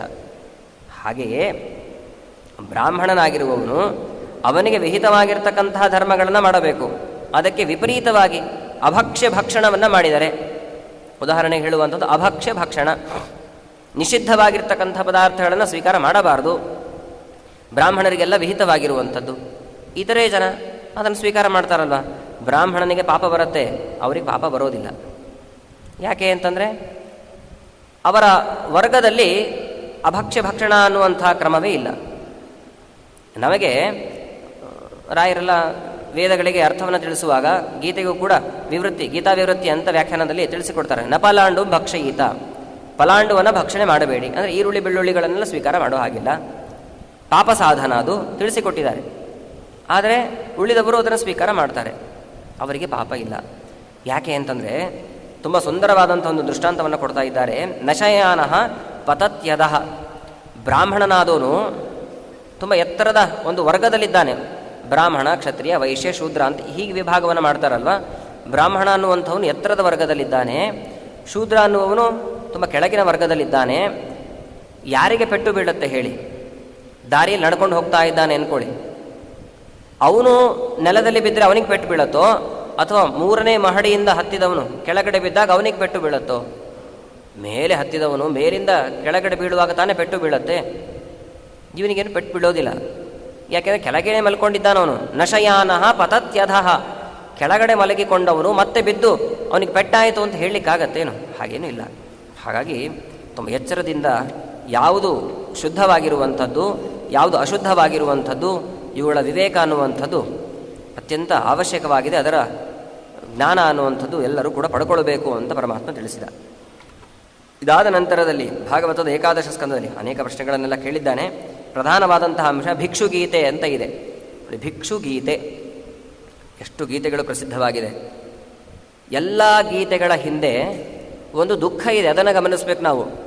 ಉದಾಹರಣೆಗೆ ಭಗವದ್ಗೀತೆ, ಭಗವದ್ಗೀತೆಯ ಹಿಂದೆ ಅರ್ಜುನನ ವಿಷಾದ ಇದೆ. ಆರಂಭದ ಒಂದು ಅಧ್ಯಾಯ ಏನು? ಅರ್ಜುನ ವಿಷಾದ ಯೋಗ ಅಂತ ಕರೀತಾರೆ. ದುಃಖ ಇದೆ ಅಲ್ಲಿ. ಗೋಪಿಗೀತೆ ತುಂಬ ಪ್ರಸಿದ್ಧವಾಗಿದೆ, ಭಾಗವತದ ದಶಮಸ್ಕಂದದಲ್ಲಿ ಬರುತ್ತೆ. ಗೋಪಿಕಾ ಸ್ತ್ರೀಯರ ದುಃಖ ಇದೆ. ಕಪಿಲಗೀತೆ ಭಾಗವತದ ತೃತೀಯ ಸ್ಕಂದದಲ್ಲಿ ಬಂದಿದೆ. ಅಲ್ಲಿ ತಾಯಿಯಾದಂತಹ ದೇವಹೂತಿಯ ದುಃಖ ಇದೆ. ಸಂಸಾರದ ಬಂಧನದಿಂದ ಹೇಗೆ ಮುಕ್ತಳಾಗಬೇಕು, ಹೀಗೆಲ್ಲ ಪ್ರಶ್ನೆಗಳನ್ನು ಕೇಳ್ತಾಳೆ. ಅವಳ ದುಃಖ ಇದೆ. ಹಾಗೆ ಇಲ್ಲಿ ಭಿಕ್ಷುಗೀತೆ ಅಂತ ಬಂತು. ಈ ಯಾರ ಬಗ್ಗೆ ಹೇಳ್ತಿದ್ದಾರೆ ಅನ್ನೋದನ್ನು ನಾವು ಕಥೆಯ ಮೂಲಕ ತಿಳಿದುಕೊಳ್ಳೋಣ. ಪರಮಾತ್ಮ ಈ ಒಂದು ಅಂಶವನ್ನು ತಿಳಿಸಿಕೊಡ್ತಾನೆ. ಉದ್ಧವನಿಗೆ ಹೇಳುವಾಗ, ಕಥಯಂತಿ ಮಹಾಪುಣ್ಯಂ ಇತಿಹಾಸಂ ಇಹೋದ್ಧವ, ಹೇ ಉದ್ಧವ, ಒಂದು ಇತಿಹಾಸವನ್ನು ನಿನಗೆ ತಿಳಿಸಿಕೊಡ್ತೇನೆ. ಅದು ತುಂಬ ವಿಶಿಷ್ಟವಾಗಿರುವಂಥದ್ದು, ಮಹಾಪುಣ್ಯಂ, ಶ್ರವಣ ಮಾಡಿದರೆ ಪುಣ್ಯಪ್ರದ ಅದು. ಹಾಗಾಗಿ ಆ ಕಥೆಯನ್ನು ಹೇಳ್ತೇನೆ ಅಂತ. ಅವಂತಿಕಾ ಅಂತ ಒಂದು ದೇಶ ಇತ್ತು. ಆ ದೇಶದಲ್ಲಿ ಒಬ್ಬ ಬ್ರಾಹ್ಮಣ ವಾಸವಾಗಿದ್ದ. ಆ ಬ್ರಾಹ್ಮಣ ಬೇಕಾದಷ್ಟು ಶ್ರೀಮಂತಿಕೆ ಇತ್ತು. ಶ್ರೀಮಂತಿಕೆ ಇದ್ರೂ ಅವನೇನು ಮಾಡ್ದ ಅಂತಂದರೆ ಹಣವನ್ನು ಖರ್ಚು ಮಾಡ್ತಾ ಇರಲಿಲ್ಲ, ಸರಿಯಾಗಿ ಆಹಾರವನ್ನು ಸೇವಿಸ್ತಾ ಇರಲಿಲ್ಲ, ಮನೇಲಿ ಹೆಂಡತಿ ಮಕ್ಕಳಿಗೂ ಸರಿಯಾಗಿ ಊಟಕ್ಕೆ ಹಾಕ್ತಿರ್ಲಿಲ್ಲ ಅಂತ. ಅವನು ಬೇಕಾದಷ್ಟು ಸಂಗ್ರಹ ಮಾಡಿಟ್ಟಿದ್ದ. ಆದರೆ ಇವನು ಮನೆಗಳಿಗೆಲ್ಲ ಹೋಗಿ ಭಿಕ್ಷೆಯನ್ನು ಕೇಳ್ತಾ ಇದ್ದಂತೆ. ನೋಡಿ, ಲುಬ್ಧಃ ಅತಿಕೋಪನಃ, ಏನೋ ಸ್ವಲ್ಪ ಹೆಂಡತಿ ಮಕ್ಕಳು ಖರ್ಚಿಗೆ ದುಡ್ಡು ಕೇಳಿದ್ರೆ ಕೋಪ ಬರ್ತಾ ಇತ್ತಂತೆ. ಕೋಪ, ಸಿಟ್ಟು, ಕ್ರೋಧ ಎಲ್ಲ ಬರ್ತಾ ಇತ್ತು ಅವನಿಗೆ. ಲುಬ್ಧಃ, ಪರಮ ಲೋಭಿಯಾಗಿದ್ದವನು, ಹಣದ ವಿಷಯದಲ್ಲಿ ಪರಮ ಲೋಭಿಯಾಗಿದ್ದವನು. ಹೀಗೆ ಕಾಲ ಕಳೆದು, ಕಾಲ ಕಳೆದಂತೆ ಅವನ ಪುಣ್ಯ ಎಲ್ಲವೂ ಕೂಡ ಹ್ರಾಸವಾಯಿತು. ಹ್ರಾಸವಾದಾಗ ಅವನ ಸಂಪತ್ತೆಲ್ಲವನ್ನೂ ಕೂಡ ಪರರು ದೋಚಿಕೊಂಡರು. ನೋಡಿ, ಹಣಕ್ಕಿರೋದು 3 ಅವಸ್ಥೆ: ದಾನಂ, ಭೋಗ, ನಾಶಸ್ತಿಸ್ರ, ಗತಯೋ ಭವಂತಿ ವಿತ್ತಸ್ಯ. 3 ಇರೋದು ಅವಸ್ಥೆ. ಒಂದು ದಾನ, ಒಂದು ಭೋಗ, ಇನ್ನೊಂದು ನಾಶ. ಯೋ ನದದಾತಿ, ಯಾರು ದಾನ ಕೊಡೋದಿಲ್ವೋ, ದಾನ ಕೊಟ್ಟರೆ ಪರಲೋಕದಲ್ಲಿ ಸುಖವಾಗಿರ್ತೇವೆ. ದಾನದ ಅಭಿಪ್ರಾಯ ನನಗಿಲ್ಲ, ನಾನು ಪರಲೋಕದ ಒಂದು ನಂಬಿಕೆಯನ್ನು ಕಳ್ಕೊಂಡಿದ್ದೇನೆ, ಪರಲೋಕ ಇದೆ ಅಂತಲೇ ನಾನು ಒಪ್ಪೋದಿಲ್ಲ. ಇಹಲೋಕದಲ್ಲಿ ಸುಖವಾಗಿರಬೇಕು ಅಂದರೆ ನೀನೇ ಭೋಗ ಮಾಡು ಅಂತಾರೆ. ನಾನು ದಾನನೂ ಕೊಡೋದಿಲ್ಲ, ಸ್ವಂತ ನಾನೂ ಭೋಗಿಸೋದಿಲ್ಲ ಅಂತಂದರೆ ಏನಾಗತ್ತೆ? ಮೂರನೇ ಅವಸ್ಥೆ ನಾಶವಾಗಿ ಹೋಯಿತು. ನಾಶವಾಗಿ ಹೋಯಿತು ಅಂತಂದರೆ ಅವನ ಬಂಧು ಬಾಂಧವರು ಅವನ ಸಂಪತ್ತನ್ನೆಲ್ಲ ಕಸಿದುಕೊಂಡ್ರು. ಇನ್ನು ಸ್ವಲ್ಪ ಸಂಪತ್ತನ್ನು ಹಾಗೆ ಇಟ್ಟಿದ್ದಂತೆ ಅವನು. ಅದೇನಾಯಿತು ಅಂತಂದರೆ ಇತಿಹಾಸದಲ್ಲಿ ನಿಜವಾಗ್ಲೂ ನಡೆದಂಥ ಘಟನೆ ಏನು ಹೇಳ್ತಾರೆ, ಒಬ್ಬ ಹೀಗೆ ಶ್ರೀಮಂತ ವ್ಯಕ್ತಿ, ಆದರೆ ತಾನು ಶ್ರೀಮಂತ ಅಂತ ತೋರಿಸ್ಕೊಳ್ತಾ ಇರಲಿಲ್ಲ. ಹಣವನ್ನು ಸಂಗ್ರಹ ಮಾಡಿಡ್ತಾ ಇದ್ದ. ಬಂದಂತಹ ಹಣವನ್ನೆಲ್ಲ ಬ್ಯಾಂಕ್ನಲ್ಲಿ ಇಡಲಿಕ್ಕೂ ಭಯ ಅವನಿಗೆ. ಏನಾದರೂ ದೋಚ್ಕೊಂಡ್ಬಿಟ್ರೆ ಬೇರೆ ಯಾರಾದರೂ ಫ್ರಾಡ್ ಮಾಡಿಬಿಡ್ತಾರೆ ನೋಡಿ, ಏನೋ ಒಂದು ಹ್ಯಾಕ್ ಮಾಡಿಬಿಡ್ತಾರೆ ಇವಾಗಿನ ಕಾಲದಲ್ಲೆಲ್ಲ. ಬೇಡವೇ ಬೇಡ, ನನ್ನ ಹತ್ರನೇ ಇರಲಿ ಅಂತಂದು ಸಂಗ್ರಹ ಮಾಡೋದು, ತಂದು ತನ್ನ ಬೀರುನಲ್ಲಿ ಇಡೋದು. ಸಂಗ್ರಹ ಮಾಡ್ತಾ ಇದ್ದ. ಎಣಿಸಿದರೆ ಅಕ್ಕಪಕ್ಕದವ್ರಿಗೆ ಗೊತ್ತಾಗತ್ತೆ. ಬೇಡವೇ ಬೇಡ ಅಂತ ಎಣಿಸ್ತಾನೇ ಇರಲಿಲ್ಲ ಅಂತೆ. ಒಂದು 10 ವರ್ಷಗಳ ಕಾಲ ಹಾಗೇ ಬಿಟ್ಟ. ಒಂದು ಸರ್ತಿ ಮನೆಯಲ್ಲಿರೋರು ಊರಿಗೆ ಅಂತ ಹೋದಾಗ ಇವನಿಗೆ ಅನ್ನಿಸ್ತು, ಒಂದು ಸರ್ತಿ ಎಣಿಸೋಣ, 10 ವರ್ಷ ಆಗಿದೆ, ತೆಗೆದು ನೋಡೋಣ ಅಂತ ತೆಗೆದು ನೋಡ್ತಾನೆ. ಆ ಹಣ ಎಲ್ಲ ಗೆದ್ದಲು ಹುಳ ತಿಂದು ಹಾಕಿತ್ತಂತೆ. ಗೆದ್ದಲು ಹುಳ ತಿಂದಿದೆ. ಏನು ಮಾಡಬೇಕು ತೊಗೊಂಡದನ್ನು? ಯಹ ನದದಾತಿ ನ ಭುಂಕ್ತೆ ತಸ್ಯ ತೃತೀಯ ಗತಿ ಭವತಿ. ಯಾರು ಕೊಡೋದಿಲ್ವೋ, ಭೋಗಿಸೋದಿಲ್ವೋ, ಮೂರನೆಯ ಒಂದು ಅವಸ್ಥೆ. ಹಾಗೆ ಐತಿ ಇವನದ್ದು. ಕೆಲವನ್ನ ಬಂಧು ಬಾಂಧವರೆಲ್ಲ ತೆಗೆದುಕೊಂಡ್ರು, ಇನ್ನು ಕೆಲವು ಹಾಗೆ ನಾಶವಾಗಿ ಹೋಯಿತು. ಅರ್ಥಸ್ಯ ಸಾಧನೆ ಸಿದ್ಧ ಉತ್ಕರ್ಷೆ ರಕ್ಷಣೆ ವ್ಯಯೇ ನಾಶೋಪಭೋಗ ಆಯಾಸ ತಾಶ್ಚಿಂತ ಭ್ರಮೋ ನೃಣಾಂ. ಹೀಗೆಲ್ಲ ಆದಾಗ ಅವನು ವಿಚಾರ ಮಾಡ್ತಾ ಕೂಡ್ತಾನೆ, ಏನು ಮಾಡಿದೆ ನಾನು ಜೀವನದುದ್ದಕ್ಕೂ ಕೂಡ? ಹಣವನ್ನು ಸಂಗ್ರಹ ಮಾಡೋ ವಿಷಯದಲ್ಲೇನೇ ನನ್ನ ಕಾಲವನ್ನು ಕಳೆದೆ, ಆದರೆ ಹಣ ನನ್ನ ಜೊತೆಗೆ ಇಲ್ಲವೇ ಇಲ್ಲ ಇವಾಗ ಅಂತ ಅವನಿಗೆ ಜ್ಞಾನೋದಯವಾಗಲಿಕ್ಕೆ ಶುರುವಾಯಿತು. ಜ್ಞಾನೋದಯವಾಗ್ತಾ ಇದೆ. ಆ ಸಮಯದಲ್ಲಿ ಬಂಧು ಬಾಂಧವರೆಲ್ಲ ಇವನ ಒಂದು ಮನಸ್ಸಿನ ಅಭಿಪ್ರಾಯ ಎಲ್ಲ ತಿಳ್ಕೊಂಡಿದ್ರು, ಎಷ್ಟು ದುಷ್ಟನಾಗಿದ್ದಾನೆ ಅಂತೆಲ್ಲ ತಿಳ್ಕೊಂಡಿದ್ರು. ಚೆನ್ನಾಗಿ ಅವನನ್ನು ಥಳಿಸಿದ್ರಂತೆ ನೋಡಿ, ಚೆನ್ನಾಗಿ ಪೆಟ್ಟು ಕೊಟ್ಟರು. ಹೆಂಡತಿ ಮಕ್ಕಳಿಗೂ ನೀನು ಸಹಾಯ ಮಾಡಲಿಲ್ಲ, ನಿನ್ನಂಥವ್ನು ಇದ್ದರೆ ಎಷ್ಟು ಬಿಟ್ಟರೆ ಎಷ್ಟು ಅಂತ ಚೆನ್ನಾಗಿ ಹೊಡೋರು. ಮನೆಯಿಂದ ಹೊರಗಡೆನೇ ಹಾಕಿಬಿಟ್ರಂತೆ ನೋಡಿ. ಬಿಡಲೇ ಇಲ್ಲ ಅವನನ್ನು. ಎಲ್ಲೋ ಒಂದು ಕಡೆಗೆ ಆಹಾರ ಸಿಕ್ತು, ಊಟವನ್ನು ಮಾಡಬೇಕು ಅಂದ್ಕೊಳ್ತಾನೆ. ಜನ ಏನು ಮಾಡಿದರು ಅಂತಂದರೆ ಅನ್ನಂಚ ಭೈಕ್ಷ್ಯ ಸಂಪನ್ನಂ, ಆ ಅನ್ನಕ್ಕೆ ಹೋಗಿ ಮೂತ್ರ ವಿಸರ್ಜನೆ ಮಾಡಿಬಿಟ್ರಂತೆ ನೋಡಿ ಇವರು. ನೋಡಿ ಸುತ್ತ ಹೆಂಗಿರ್ತಾರೆ ದುಷ್ಟ ಜನರು ಅನ್ನೋದು ನಾವು ಅರ್ಥ ಮಾಡ್ಕೊಳ್ಬೇಕು. ಅನ್ನ ದೇವರು ಅಂತ ಚಿಂತನೆ ಮಾಡಿ ಅಂತ ಉಪನಿಷತ್ ಹೇಳುತ್ತೆ. ಅನ್ನಂ ಬ್ರಹ್ಮೇ ದಿವ್ಯಜಾನಾತ್. ಈ ಒಂದು ವಿಷಯವನ್ನು ನಾವು ಗಮನಿಸಬೇಕು. ಯಾಕೆ ಅಂತಂದರೆ ಪರಮಾತ್ಮನ ಒಂದು ಕಥೆಯನ್ನು ಕೇಳಿದ್ದೀರಿ, ಕೃಷ್ಣ ಪರಮಾತ್ಮನ ಕಥೆ. ಕೃಷ್ಣನಿಗೆ ದೃಷ್ಟಿ ತೆಗಿಲಿಕ್ಕೆ ಎಲ್ಲರೂ ಪ್ರವೃತ್ತರಾದರು. ಹೆಂಗೆ ದೃಷ್ಟಿ ತೆಗೆದ್ರು ನೋಡಿ, ಈಗಿನ ಕಾಲದಲ್ಲೂ ದೃಷ್ಟಿ ತೆಗಿತಾ ಇದ್ದಾರೆ. ದೃಷ್ಟಿ ಹೆಂಗೆ ತೆಗಿತಾರೆ ಇವಾಗಿನ ಕಾಲದಲ್ಲಿ? ಕೆಲವರು ಹೆಣ್ಣು ಮಕ್ಕಳು ಸೀರೆಯ ಸೆರಗಿನಿಂದ ದೃಷ್ಟಿ ತೆಗಿತಾರೆ. ಕೆಲವರು ಆಗುವಾಗ ಕಸಬರಿಗೆ ತಂದಿರ್ತಾರೆ ದೃಷ್ಟಿ ತೆಗಿಬೇಕು ಅಂತ. ಕೆಲವರು ಪಾದರಕ್ಷೆಗಳಿಂದ ತೆಗಿತಾ ಇದ್ದಾರೆ. ಒಬ್ಬರೊಬ್ಬರು ಒಂದೊಂದು ಕ್ರಮವನ್ನು ಅನುಸರಿಸ್ತಾ ಇದ್ದಾರೆ. ಆದರೆ ಎಲ್ಲರೂ ಹೆಚ್ಚಾಗಿ ಅನುಸರಿಸುವಂಥ ಒಂದು ಕ್ರಮ ಏನು ಅಂತಂದರೆ ಮಕ್ಕಳಿಗೆ ಊಟ ಮಾಡಿಸ್ತಾರೆ. ಊಟ ಮಾಡಿಸುವಾಗ ಸ್ವಲ್ಪ ಪದಾರ್ಥವನ್ನು ಮಗುಗಿನ್ನೂ ಹಸುವೆ ಇದ್ರೂ ಉಳಿಸ್ತಾರೆ, ಬೇಕು ಅಂತಲೇ ಉಳಿಸ್ಬಿಟ್ಟು ಅದನ್ನು ಮಗುವಿಗೆ ಆರತಿ ಮಾಡಿದ ಹಾಗೆ ಮಾಡಿ ಇವರು ಮಗುವಿನ ಮುಖಕ್ಕೆ ಚೆನ್ನಾಗಿ ಉಗಿತಾರೆ. ಜೊತೆಗೆ ಏನು ಹೇಳ್ತಾರೆ ಅಂತಂದರೆ, ಎಲ್ಲರ ಮನೆಯಲ್ಲಿ ಇರುವಂಥದ್ದು ಇದು, ಜೊತೆಗೆ ಮಗುವಿಗೆ ಹೇಳ್ತಾರೆ ನೀನು ಅನ್ನಕ್ಕೆ ಉಗಿ ಅಂತಾರೆ. ಅನ್ನಕ್ಕೆ ತೋರಿಸ್ಬಿಟ್ಟು ಹೇಳ್ತಾರೆ ನೀನು ಉಗುಳಿದಕ್ಕೆ.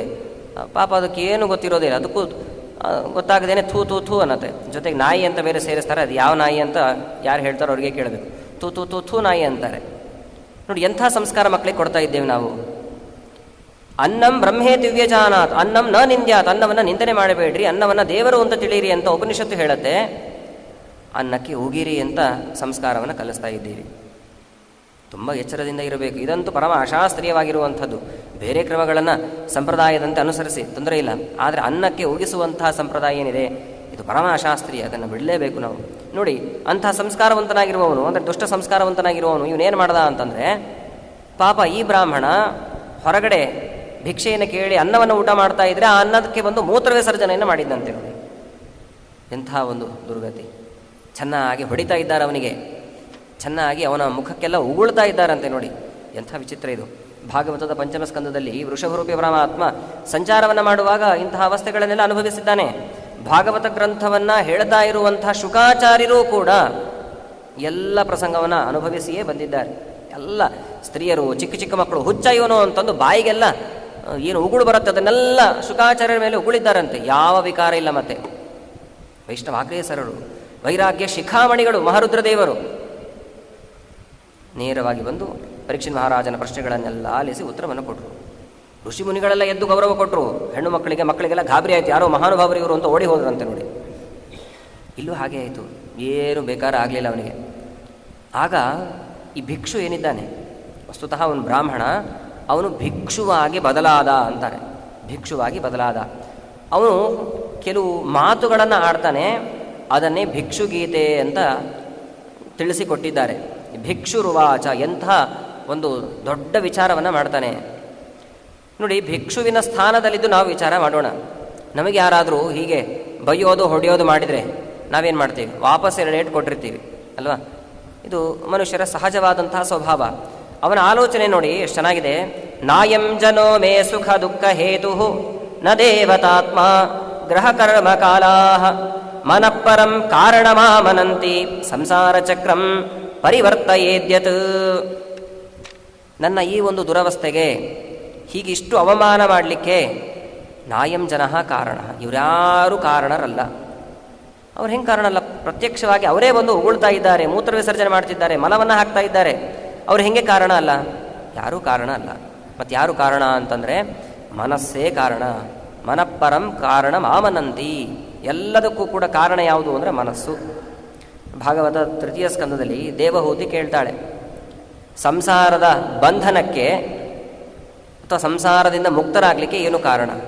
ಮನಯೇವ ಮನುಷ್ಯಾಣಾಂ ಕಾರಣಂ ಬಂಧ ಮೋಕ್ಷಯೋಹೋ. ಪರಮಾತ್ಮ ಹೇಳಿದ್ದಾನೆ, ಮನಸ್ಸೇ ಕಾರಣ, ಅದೊಂದೇ ಕಾರಣ.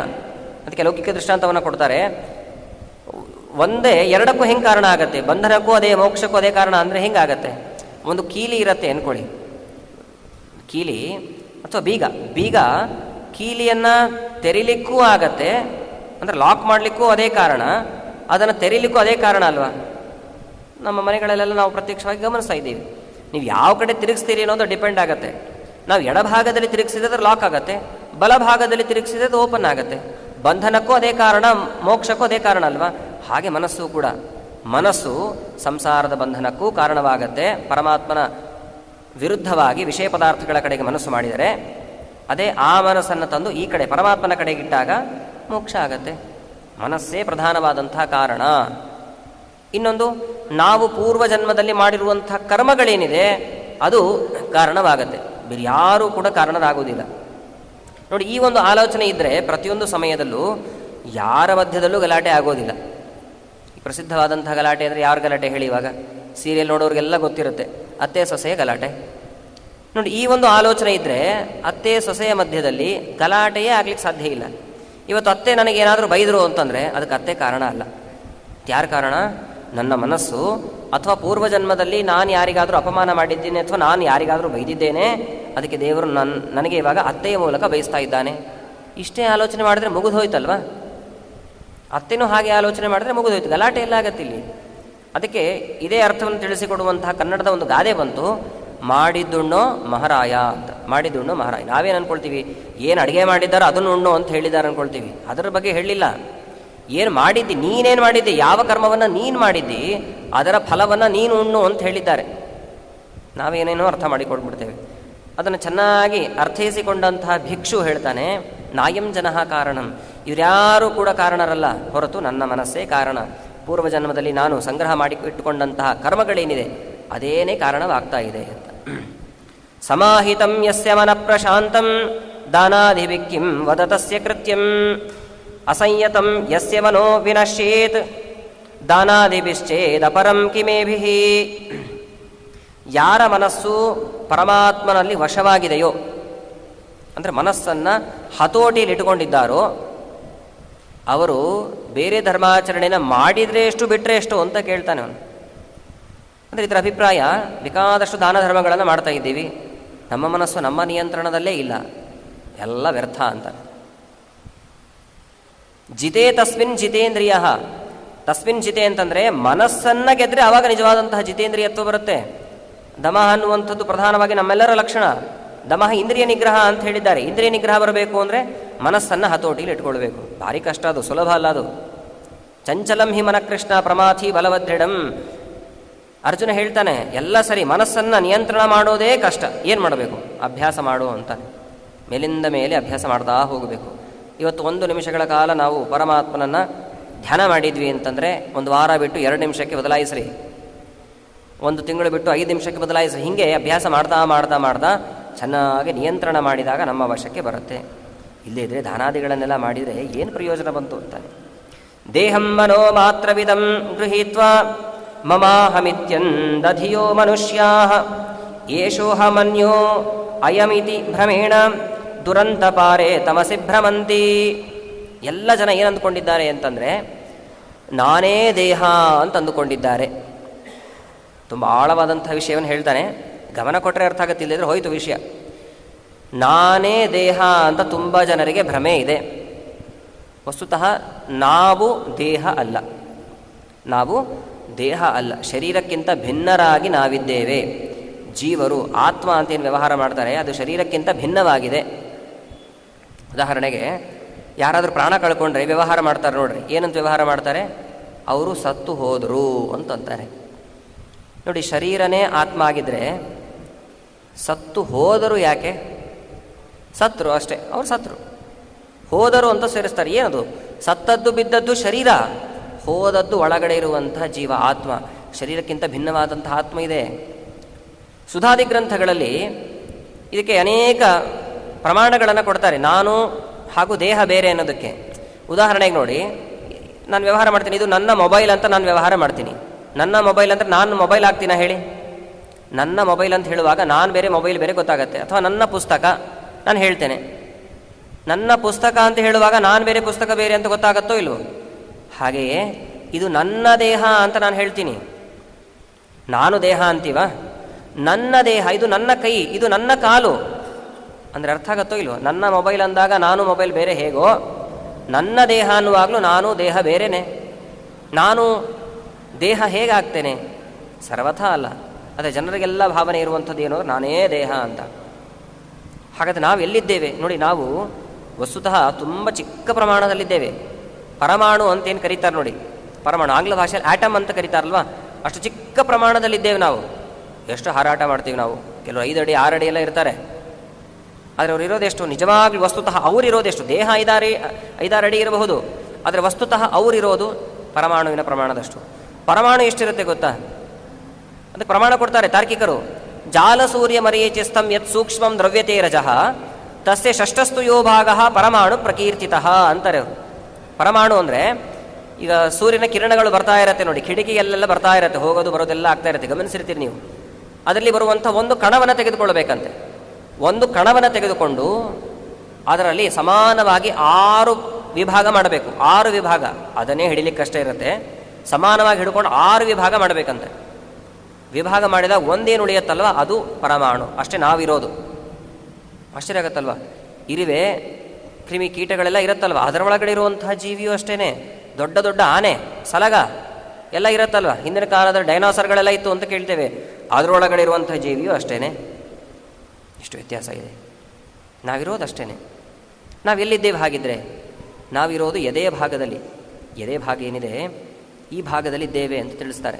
ಅದು ಹಿಂಗೆ ಹೇಳ್ತೀರಿ ನೀವು ಅಂತಂದರೆ, ನಮಗೆಲ್ಲ ಗೊತ್ತಿರುವಂಥ ದೃಷ್ಟಾಂತವನ್ನೇ ಗಮನಿಸೋದು ಅಂತಾದರೆ ನೋಡಿ, ನಾನು ಅಂತ ಹೇಳುವಾಗ ಕೈ ಯಾವಾಗಲೂ ಇಲ್ಲಿ ಬರುತ್ತೆ. ಮಕ್ಕಳೆಲ್ಲ ಆಟ ಆಡ್ತಾ ಇರ್ತಾರೆ, ನೀವೆಲ್ಲ ಮಕ್ಕಳು ಆಟ ಆಡ್ತಾ ಇದ್ದಂತಹ ಸಮಯದಲ್ಲಿ ಮಕ್ಕಳಾಗಿದ್ದಾಗ ನಾನು ಗೆದ್ದೆ ಅನ್ನುವಾಗ ಕೈಯಲ್ಲಿ ಬರುತ್ತೆ. ಹೇಳಿ, ನಾನು ಗೆದ್ದೆ ನನಗೆ ಬಂತು ಪ್ರೈಸ್ ಇವತ್ತು ಅಂತ. ನಾನು ಅಂತ ಹೇಳುವಾಗ ಇಲ್ಲಿ ಬರುತ್ತೆ. ನಾನು ಗೆದ್ದೆ ಅಂತ ತೊಡೆ ತಟ್ತಾರ? ನಾನು ಗೆದ್ದೆ ಅಂತ ಕೈ ತಲೆಯನ್ನು ಯಾರಾದರೂ ಮುಟ್ತಾರ? ನೀವೇನು ಚಿಂತೆ ಮಾಡಿಬಿಡ್ರಿ, ಮನೇಲಿ ಯಾರೂ ಇರಲ್ಲ ಅಂತ ಚಿಂತೆ ಮಾಡಿಬಿಡ್ರಿ, ನಾನು ಇರ್ತೀನಿ, ನಾನು ನಿಮ್ಮನೆ ನೋಡ್ಕೊಳ್ತೀನಿ, ನಾನು ಅಂತ ಹೇಳುವ ಕೈ ಇಲ್ಲೇ ಬರುತ್ತೆ. ಯಾಕೆ ಅಂದರೆ ನಾನು ಇಲ್ಲಿದ್ದೀನಿ ಅಂತ. ನಾನು ಅಂದರೆ ಯಾರು? ಆತ್ಮ. ಆತ್ಮ ಇರೋದು ಈ ಭಾಗದಲ್ಲಿ. ಪೂರ್ವಪಕ್ಷ ಮಾಡಿಕೊಳ್ತಾರೆ, ಅಥವಾ ದೊಡ್ಡ ಆಕ್ಷೇಪ ಟೀಕಾಚಾರ ಮೇಲೆ ಮಾಡ್ತಾರೆ. ನಾವು ಇಲ್ಲಿ ಇದ್ದರೆ ಕಾಲಿಗೆ ಮುಳ್ಳು ಚುಚ್ಚಿದಾಗ ಕಾಲಿಗೆ ಯಾಕೆ ನೋವಾಗುತ್ತೆ? ಕಂಟಕ ಲಗ್ನ, ಕಂಟಕ ಅಂದರೆ ಮುಳ್ಳು, ಕಂಟಕ ಲಗ್ನವಾದಾಗ, ಲಗ್ನ ಅಂದರೆ ಚುಚ್ಚುವಿಕೆಗೆ ಲಗ್ನ ಅಂತಾರೆ ಸಂಸ್ಕೃತದಲ್ಲಿ. ಮುಳ್ಳು ಕಾಲಿಗೆ ಚುಚ್ಚಿದಾಗ ಕಾಲಲ್ಲಿ ಯಾಕೆ ವೇದನೆ ಆಗುತ್ತೆ? ಇರೋದು ನಾವು ಇಲ್ಲಿ ಅಲ್ವಾ? ಅಥವಾ ಕೈಗೆ ಏನಾದರೂ ಪೆಟ್ಟು ಬೀಳತ್ತೆ, ಕೈಗೆ ಯಾಕೆ ನೋವಾಗತ್ತೆ ಅಂತಂದರೆ, ನಾವು ಏನಿದ್ದೇವೆ ಜೀವರಾಶಿಗಳು ಬೆಳಕಿನ ಸ್ವರೂಪ. ನೋಡಿ, ಬಲ್ಲಿದೆ, ಬೆಳಕು ಯಾಕೆ ಇಲ್ಲಿ ಬರಬೇಕು? ಯಾಕೆಂದರೆ ಬೆಳಕು ಅದರ ವ್ಯಾಪ್ತಿ, ಆಂಗ್ಲ ಭಾಷೆಯಲ್ಲಿ ಸ್ಕೋಪ್ ಅಂತಾರೆ ನೋಡಿ. ಬೆಳಕಲ್ಲೇ ಇದ್ರೂ ಬೆಳಕಿನ ವ್ಯಾಪ್ತಿ ಎಲ್ಲ ಕಡೆಗೆ ಪಸರಿಸಿದೆ. ಹಾಗೆ ಜೀವ ಇಲ್ಲೇ ಇದ್ರೂ ಜೀವನ ವ್ಯಾಪ್ತಿ ದೇಹದಲ್ಲೆಲ್ಲ ವ್ಯಾಪಿಸಿರೋದ್ರಿಂದ ಕಾಲಿಗೆ ಮುಳ್ಳು ಚುಚ್ಚಿದ್ರೂ ನೋವಾಗತ್ತೆ, ಕೈಗೆ ಪೆಟ್ಟು ಬಿದ್ದರೂ ನೋವಾಗತ್ತೆ. ಆದರೆ ನಿಜವಾಗ್ಲೂ ನಾನು ಬೇರೆ ದೇಹ ಬೇರೆ ಅನ್ನುವಂಥ ವಿವೇಕ ಯಾರಿಗಿರತ್ತೋ ಅವರಿಗೆ ಕಾಲಿಗೆ ಮುಳ್ಳು ಚುಚ್ಚಲಿ, ಕೈಗೆ ಪೆಟ್ಟು ಬೀಳಲಿ, ತಲೆಗೆ ಪೆಟ್ಟು ಬೀಳಲಿ, ನೋವು ಆಗೋದಿಲ್ಲ ಅವರಿಗೆ. ತುಂಬ ಎತ್ತರವಾದ ಆಲೋಚನೆ ಇದು. ಭಿಕ್ಷು ಹೇಳ್ತಾ ಇದ್ದಾನೆ ನೋಡಿ, ಭಿಕ್ಷು ಗೀತೆಯಲ್ಲಿ ಪ್ರಧಾನವಾದಂತಹ ಘಟ್ಟ ಇದು. ನಾನು ಬೇರೆ ಮನಸ್ಸು ಬೇರೆ ಅನ್ನುವಂಥ ವಿವೇಕ ಚೆನ್ನಾಗಿ ಯಾರಿಗಿರತ್ತೋ ಅವರಿಗೆ ದೇಹಕ್ಕೆ ಏನೇ ತೊಂದರೆ ಆದ್ರೂ ಅವರಿಗೆ ನಾಟೋದಿಲ್ಲ.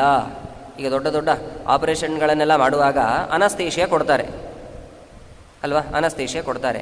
ಆದರೆ ಯಾರಿಗೆ ನಾನು ಬೇರೆ ದೇಹ ಬೇರೆ ಅನ್ನುವಂಥ ಜ್ಞಾನ ಇರುತ್ತೋ ಅವರಿಗೆ ಅನಸ್ತೇಷಿಯಾ ಕೊಡೋ ಅವಶ್ಯಕತೆಯೂ ಇಲ್ಲ.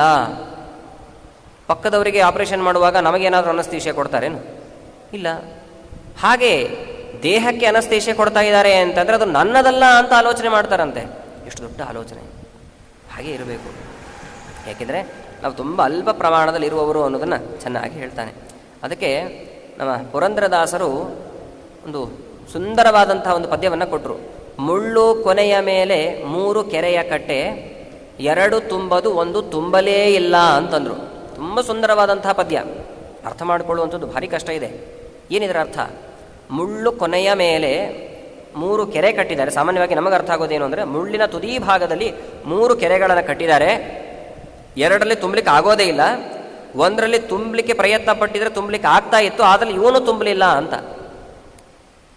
ಮುಳ್ಳಿನ ತುದಿ ಭಾಗದಲ್ಲಿ ಕೆರೆ ಕಟ್ಟೋದು ಅಂದರೆ ಏನು, ಯಾವುದ್ರ ಬಗ್ಗೆ ಮಾತಾಡ್ತಿದ್ದಾರೆ ದಾಸರು ಅರ್ಥ ಆಗಲ್ಲ ನಮಗೆ. ಮುಳ್ಳಿನ ತುದಿ ಭಾಗ ಅಂತಂದರೆ ಅದು ಜೀವರಾಶಿ, ಆತ್ಮ ಅಂತ ಅರ್ಥ. ಅಥವಾ ಜೀವ ಎಷ್ಟು ಸೂಕ್ಷ್ಮವಾಗಿದ್ದಾನೆ ಅಂತ ತಿಳಿಸೋ ಅಭಿಪ್ರಾಯದಿಂದ ಮುಳ್ಳಿನ ತುದಿ ಭಾಗ ಎಷ್ಟು ಚೂಪಾಗಿ ಸೂಕ್ಷ್ಮವಾಗಿರುತ್ತೆ ನೋಡಿ, ಅಷ್ಟು ಸೂಕ್ಷ್ಮವಾಗಿದ್ದೇವೆ ನಾವು ಅಂತ ತಿಳಿಸೋ ಅಭಿಪ್ರಾಯದಲ್ಲಿ ಹೇಳ್ತಾರೆ. 3 ಕೆರೆಯ ಕಟ್ಟೆ. 3 ಕೆರೆ ಅಂತಂದರೆ ನಮಗೆ ಸಿಗುವಂತಹ ದೇಹ ಅಂತ ಅರ್ಥ. ಸ್ಥೂಲ ದೇಹ, ಅನಿರುದ್ಧ ದೇಹ, ಲಿಂಗ ದೇಹ ಅಂತ 3 ದೇಹ ಇದೆ ಇದಕ್ಕೆ. ನಾವೆಲ್ಲ ಏನು ಪರಸ್ಪರವಾಗಿ ನೋಡಿಕೊಳ್ತಾ ಇದ್ದೀವಲ್ವ, ಇದನ್ನು ಸ್ಥೂಲ ಶರೀರ ಅಂತ ಕರೀತಾರೆ. ಇದರ ಒಳಗಡೆಗೆ ನಮಗೆ ಕಾಣದೇ ಇರುವಂತಹ, ಗೊತ್ತಾಗದೇ ಇರುವಂತಹ ಅನಿರುದ್ಧ ಅಂತ ಇನ್ನೊಂದು ಶರೀರ ಇದೆ.